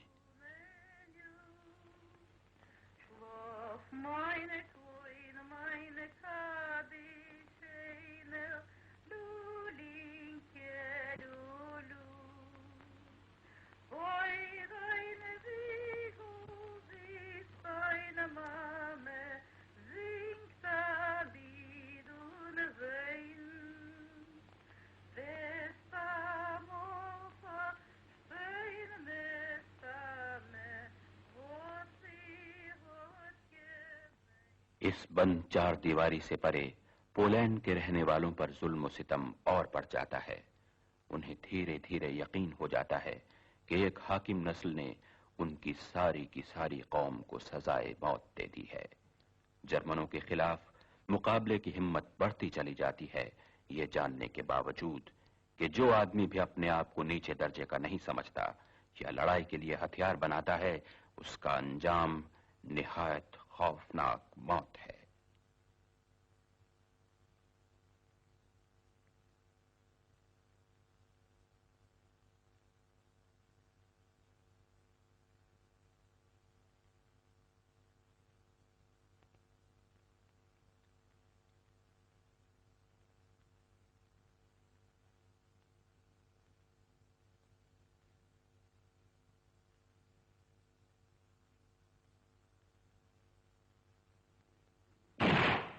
یہ لڑائی ایک بڑے خاموش عزم کے ساتھ لڑی جاتی ہے۔ دنیا والوں کو اس کا پتہ بہت دنوں کے بعد چلتا ہے۔ ان کی توجہ اس وقت پشچم کی طرف تھی، جہاں ایک فیصلہ کن جنگ لڑی جا رہی تھی۔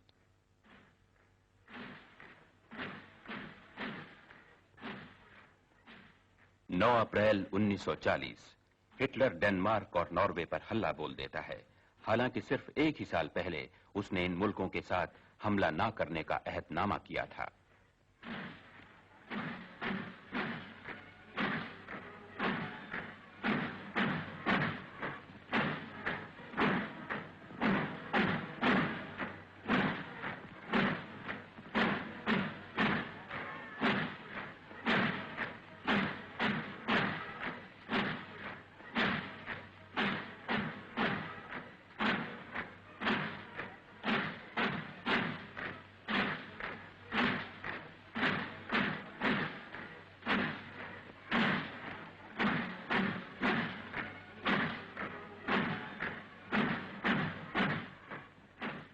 जर्मन फौजें बढ़ती हुई हॉलैंड और बेल्जियम की सरहदें पार कर लेती हैं।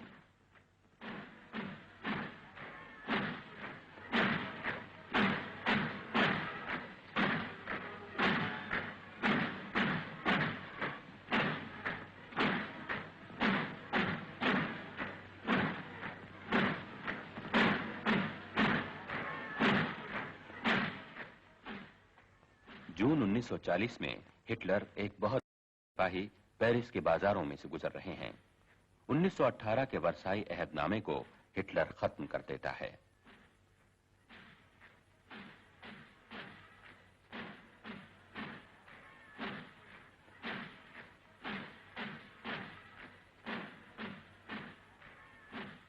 सिर्फ इंग्लिस्तान बचा रहता है। गोरिंग के हवाई जहाज इस मुल्क पर हवाई हमले शुरू कर देते हैं। हवा में एक भयानक जंग होती है, लेकिन इंग्लिस्तान बदस्तूर अपनी हवाओं और फिजाओं का हाकिम रहता है।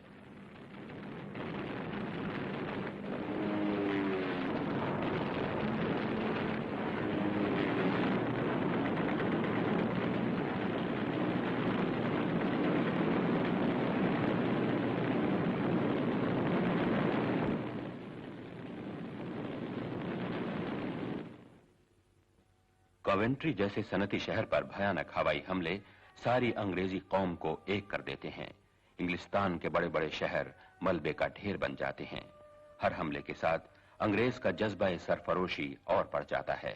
जर्मन फौजी हमले का मुकाबला करने के लिए तैयारियां शुरू हो जाती हैं।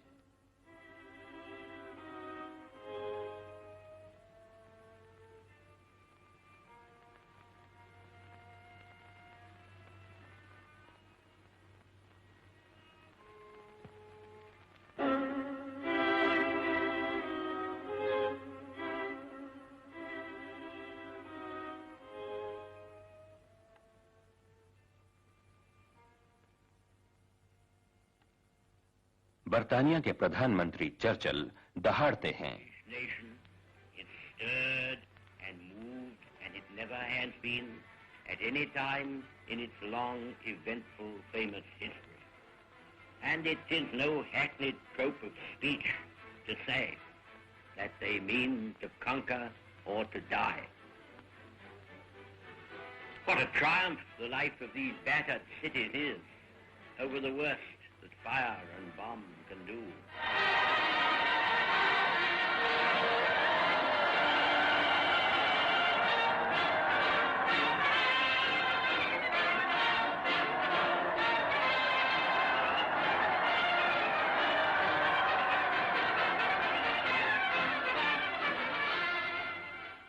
चेम्बरलेन के बाद जोशीले और लड़ाके इंग्लिस्तान के लीडर अब विंस्टन चर्चिल हैं। वो अमेरिका के जंग में कूदने से पहले ही अटलांटिक सागर में अमेरिकी प्रेसिडेंट रूजवेल्ट से मिलकर अमेरिकन मदद हासिल करते हैं। अटलांटिक चार्टर 4 आजादियों का ऐलान करता है, लेकिन इंग्लिस्तान पर जर्मन का हमला नहीं होता। फ्रांस को फतह करने के 5 महीने बाद हिटलर रूस पर चढ़ाई करने की तैयारियां शुरू कर देता है।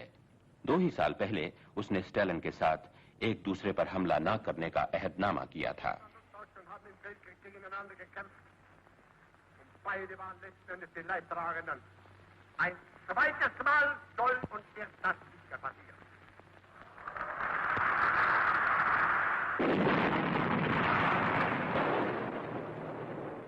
रूस पर एक जबरदस्त हमला कर दिया जाता है ताकि एक ही हल्ले में मॉस्को फतह कर लिया जाए।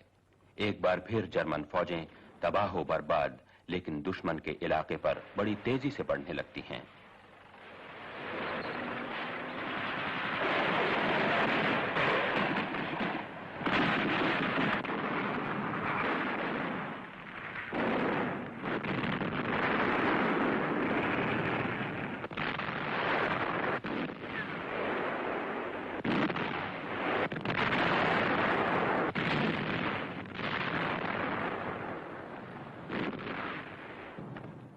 जर्मन फौज को ये जीत बड़ी महंगी पड़ती है।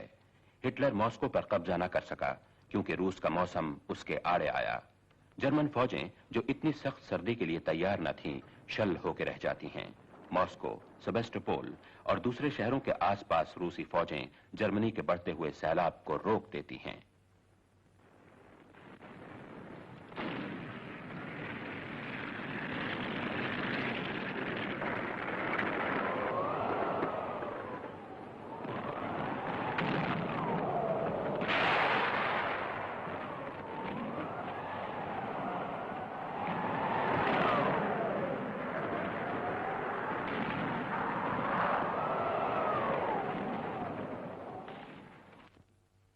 अब हर क्षेत्र पर लड़ाई का पासा पलटने लगता है।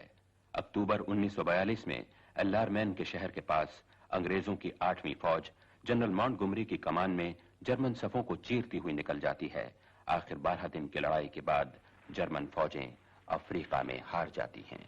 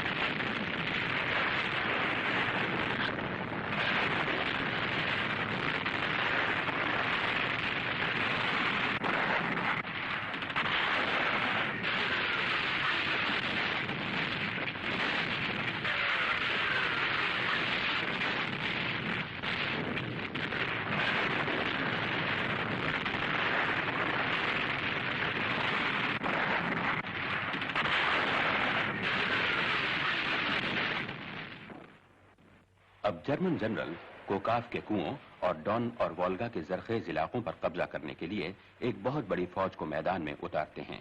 दक्षिणी क्षेत्र पर जर्मन फौजों के 80 डिवीजन झोंक दिए जाते हैं। इन फौजों को हिटलर के फातेह आलम होने की कीमत चुकानी पड़ती है। 3 नवंबर को स्टालिनग्राड के उत्तर और दक्षिण में रूसी फौजें हमला करती हैं और बाजी हिटलर के हाथ से छिन जाती है। कुछ ही महीनों में ये कभी हरा भरा शहर मलबे का ढेर हो जाता है। रूसी फौजें एक एक मकान, एक एक गली बाजार के लिए लड़ते लड़ते स्टालिनग्राड फतह कर लेती हैं। 30 जनवरी 1943 को हिटलर की राइश अपनी 10वीं सालगिरह मनाती है। उसके दूसरे ही दिन फील्ड मार्शल पोलस स्टालिनग्राड में हथियार डाल देता है और अपने 91,000 सिपाहियों समेत कैद कर लिया जाता है। स्टालिनग्राड की लड़ाई में जर्मनी और उसके साथियों के 1,42,000 सिपाही मारे जाते हैं। muss mit heiligen Schauern das Wort Stalingrad aussprechen und sich erinnern, dass dort Deutschland letzten Endes doch den Stempel zum Endsieg gesetzt hat. 10 Jahre. ये जोशीली तकरीरें जो इस वक्त सुनाई दे रही हैं सिर्फ गूंज हैं, वो आवाजें नहीं जिन्हें सुनकर ये दुनिया फतह करने निकले थे।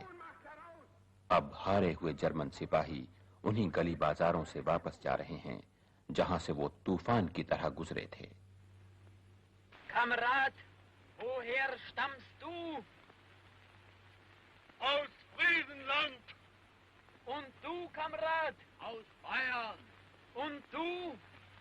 Vom Kaiserstuhl. Und du? Aus Pommern. Und aus Königsberg. Aus Schlesien. Von der Waterkant. Vom Schwarzwald. Aus Dresden. Von der Donau. Vom Rhein. Und von der Saar. Ein Volk. Ein Führer.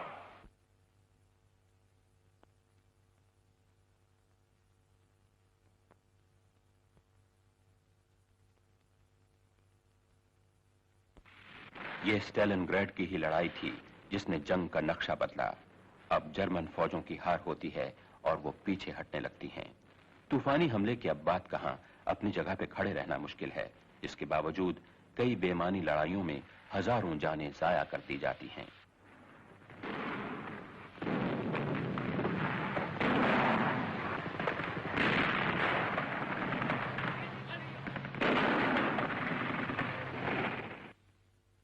जीते हुए मुल्कों से हजारों लाखों लोगों को घसीटकर Hitler के जंगी सामान बनाने के कारखानों में जबरी तौर पर भर्ती कर लिया जाता है।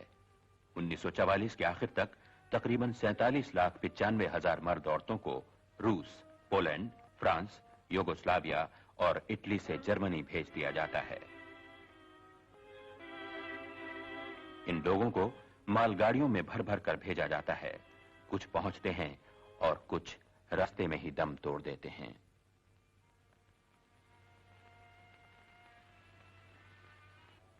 पूर्वी यूरोप में हिमलर बड़े बड़े कंसंट्रेशन कैंप खोल देता है। یہ لاکھوں بے گناہ انسانوں کو نگل جاتے ہیں۔ جو صحت مند ہیں انہیں جرمنی کے گولہ بارود کے کارخانوں میں کام کرنے پر مجبور کر دیا جاتا ہے، اور جو بیچارے کمزور ہیں ان کے لیے موت کا منہ کھلا ہے۔ یورپ کے جیتے ہوئے علاقوں سے لائے گئے لوگ صرف ہند سے یا ایک بے نام سی بھیڑ ہو کر رہ جاتے ہیں۔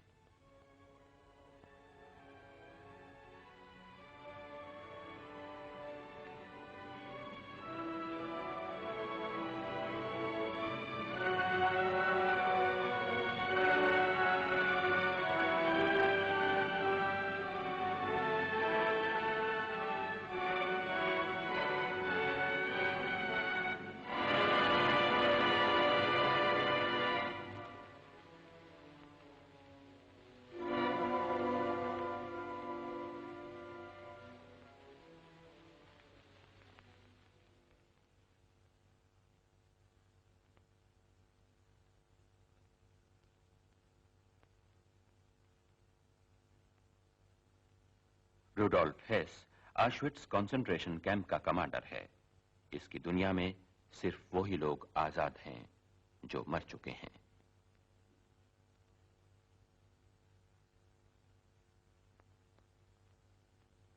لڑائی کے بعد جب ہیس پر جرح کی جاتی ہے تو وہ کہتا ہے صرف آشوٹس کنسنٹریشن کیمپ میں تقریباً 22 لاکھ انسانوں کو موت کے گھاٹ اتارا گیا۔ ان میں زیادہ پولینڈ کے لوگ، روسی، جپسیز اور یہودی تھے۔ یہ ہیسی کی تجویز تھی کہ ہزاروں لوگوں کو ایک ساتھ ختم کر دینے کے لیے سائنائڈ کمپاؤنڈ سائیکلون بی استعمال کیا جائے۔ اس نے ایک دفعہ لکھا بھی تھا کہ اس کے استعمال سے موت جلد اور یقینی ہوتی ہے، خاص کر گنجان، خشک اور بند کمروں میں۔ مرنے والوں کو ان گیس چیمبروں میں داخل کر دیا جاتا جو نہانے کے کمرے دکھائی دیتے تھے۔ سب سے پہلے عورتوں اور بچوں کو بھیجا جاتا۔ دروازے بند کر دیے جاتے اور روشندانوں کے ذریعے گیس ڈال دی جاتی۔ 20 منٹوں میں ہی سب ختم ہو جاتے۔ ان کے سونے کے اور عورتوں کے بال کاٹ لیے جاتے۔ اس کے بعد لاشوں کو آگ کی نظر کر دیا جاتا تھا۔ آشوٹس کنسنٹریشن کیمپ میں 2000 لاشیں روزانہ جلائی جا سکتی تھیں۔ ہیس نے لکھا تھا اس سے زیادہ لاشیں جلانا ممکن نہیں، کیونکہ اس سے بھٹیوں کی مشینیں خراب ہو جانے کا ڈر ہے۔ 24 گھنٹوں میں زیادہ سے زیادہ آدمی 1944 کی گرمیوں میں آشوٹس کنسنٹریشن کیمپ میں ہلاک ہوئے۔ 2 مہینوں میں ہی ہنگری کے کم از کم 4 لاکھ یہودی گیس کے ذریعے موت کے گھاٹ اتارے گئے۔ یہ کام ایس ایس لیڈر روڈولف آئشمین کی نگرانی میں ہوا۔ جنگ کے بعد یہ جلاد لاپتہ ہو گیا۔ جرمنی کی شکست کے 15 سال بعد اسرائیل کے ایجنٹوں نے اسے جا پکڑا۔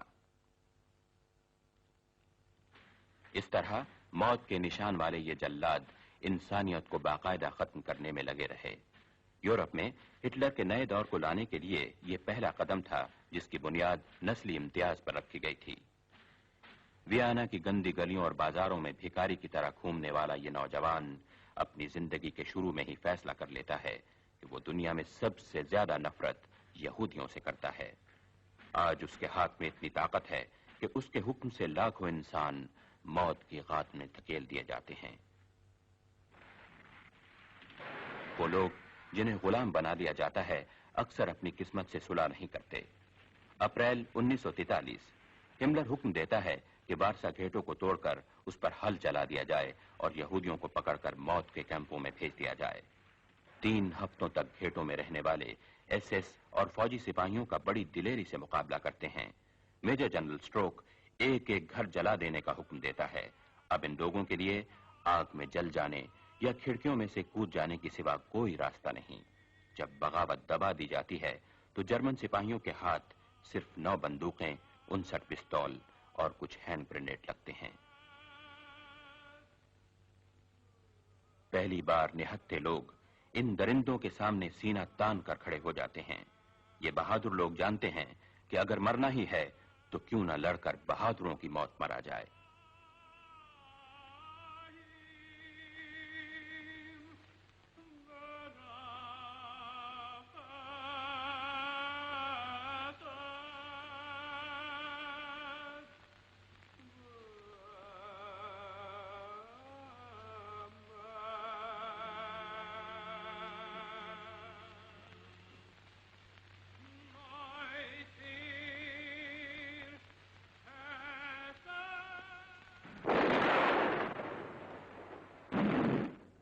پولینڈ میں لڑائی گھیٹوں کی بربادی کے بعد بھی جاری رہتی ہے.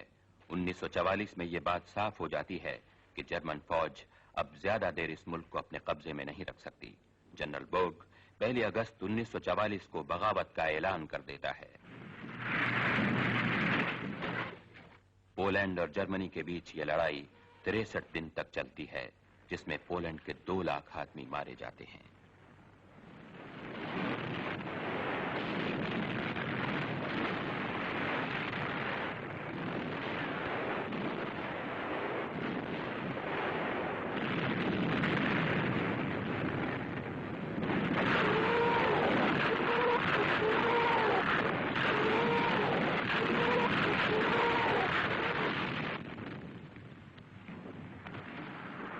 اکتوبر میں وارسا کے بچے ہوئے لوگ شہر چھوڑ کر جنگلوں کی طرف بھاگ جانے پر مجبور ہو جاتے ہیں. شہر کو باقاعدگی سے برباد کیا جاتا ہے.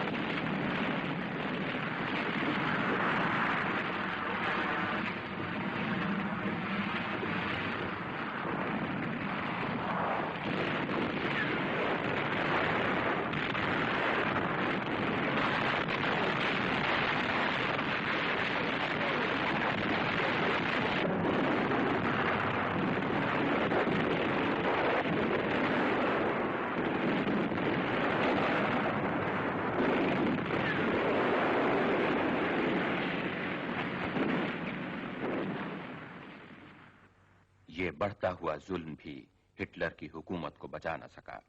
1944 میں حالات تیزی سے بدلنے لگتے ہیں. 6 جون کو جنرل آئزنہاور کی کمان میں پشچمی فوجیں سمندر پار کر کے نارمنڈی کے ساحل پر اترتی ہیں. اب یورپ کی فیصلہ کن جنگ شروع ہوتی ہے.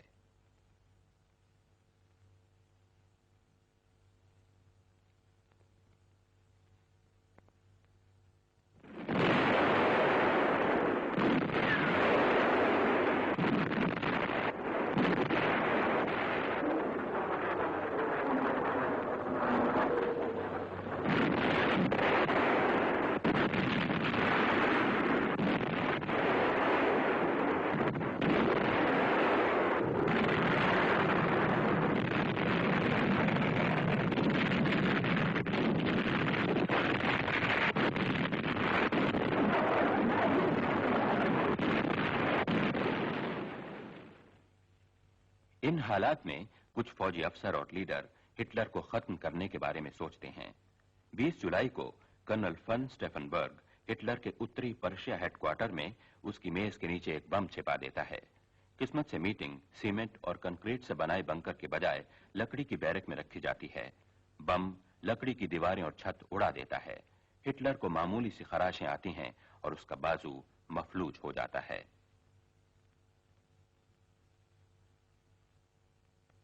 ہٹلر اس کا بھیانک بدلہ لیتا ہے. 4980 آدمیوں کو پھانسی اور ہزاروں لوگوں کے لیے کنسنٹریشن کیمپ.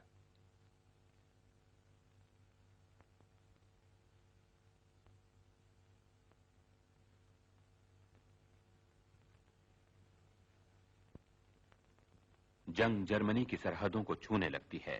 اب جرمن فوجیں ہیں جو پیچھے ہٹ رہی ہیں.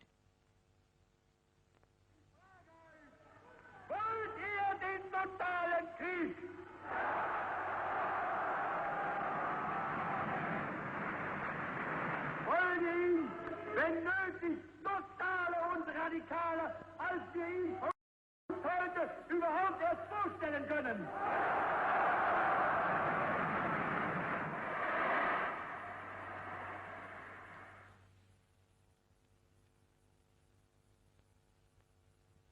जिन्होंने पहले इन बातों को ना सराहा वो भी अब मुसीबत का शिकार होते हैं।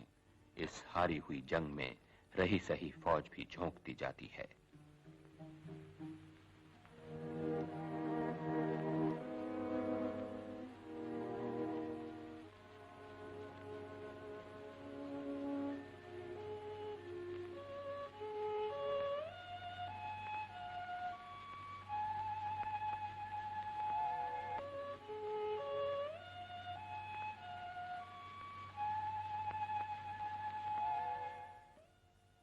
अंजाम की घड़ी करीब आ गई। मार्च 1945 गोबल्स फील्ड मार्शल शर्नर के साथ गोरलिश के शहर में पहुंचता है।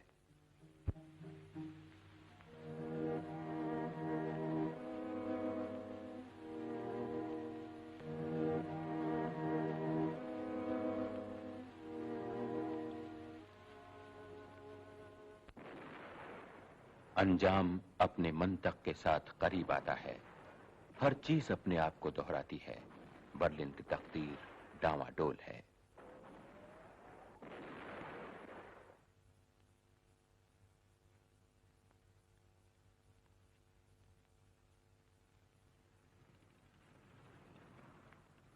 रूसी फौजें खंडहरों से पटे शहर में पहुंचती हैं।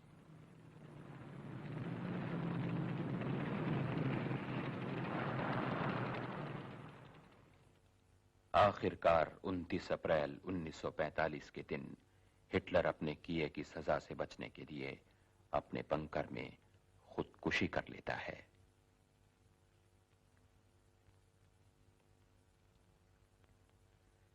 जनरल काइटल जर्मनी की शिकस्त तस्लीम करने के कागजात पर दस्तखत करता है।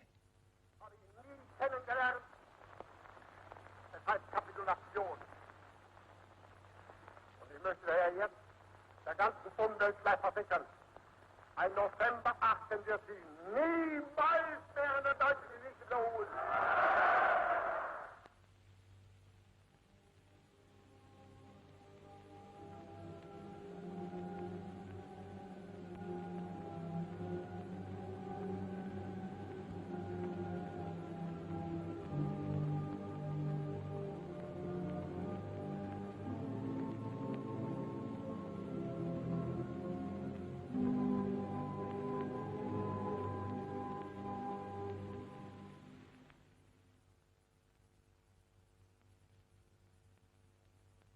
नाजी लीडरों को जब न्यूरम्बर्ग की अदालत में पेश किया जाता है तो सब के सब बेकसूर और मासूम होने का दावा करते हैं और कहते हैं कि हिटलर की हुकूमत के जुर्मों से इनका कोई ताल्लुक न था।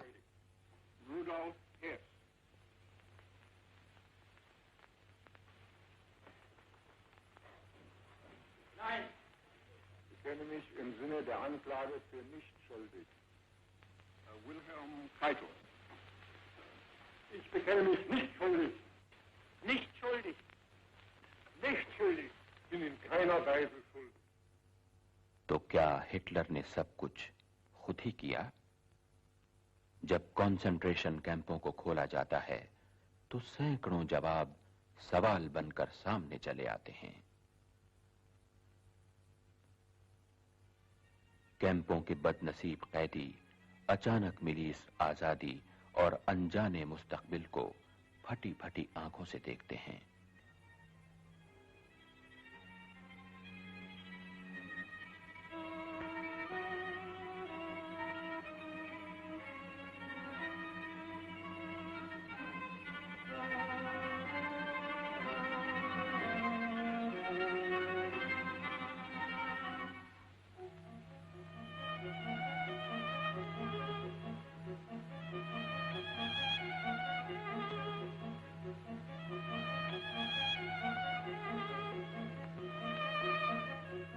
जिंदगी की तरफ बढ़ते हुए पहले गैर यकीनी कदम कैसे फूंक फूंक कर रखे जाते हैं।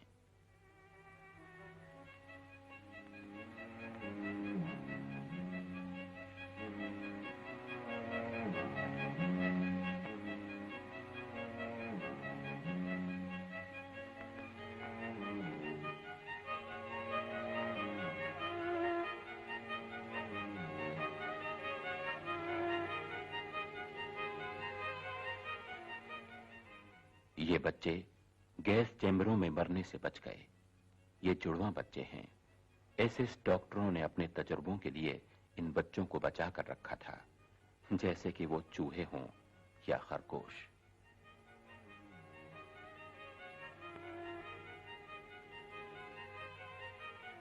زوننبرگ شہر میں ایس ایس جلاد بھاگتے ہوئے بھی 735 جرمنوں کو موت کے گھاٹ اتار گئے تاکہ وہ ان کے خلاف گواہی نہ دے سکیں. 90 لاکھ انسان کنسنٹریشن کیمپوں میں مارے گئے. ان میں سے 59,78,000 یہودی تھے. یورپ کے 72 اور پولینڈ کے 85% ختم ہو گئے.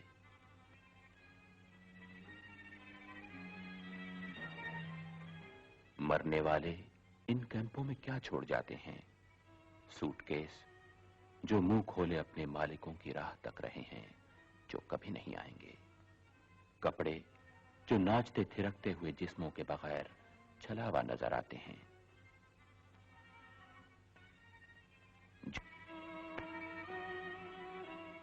چشمے جن کے پیچھے آنکھیں نہیں.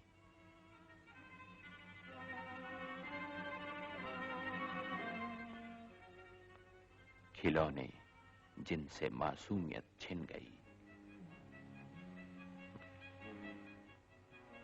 حسین بال جن پہ کسی شاعر کی بجائے ہٹلر کی نظر پڑی.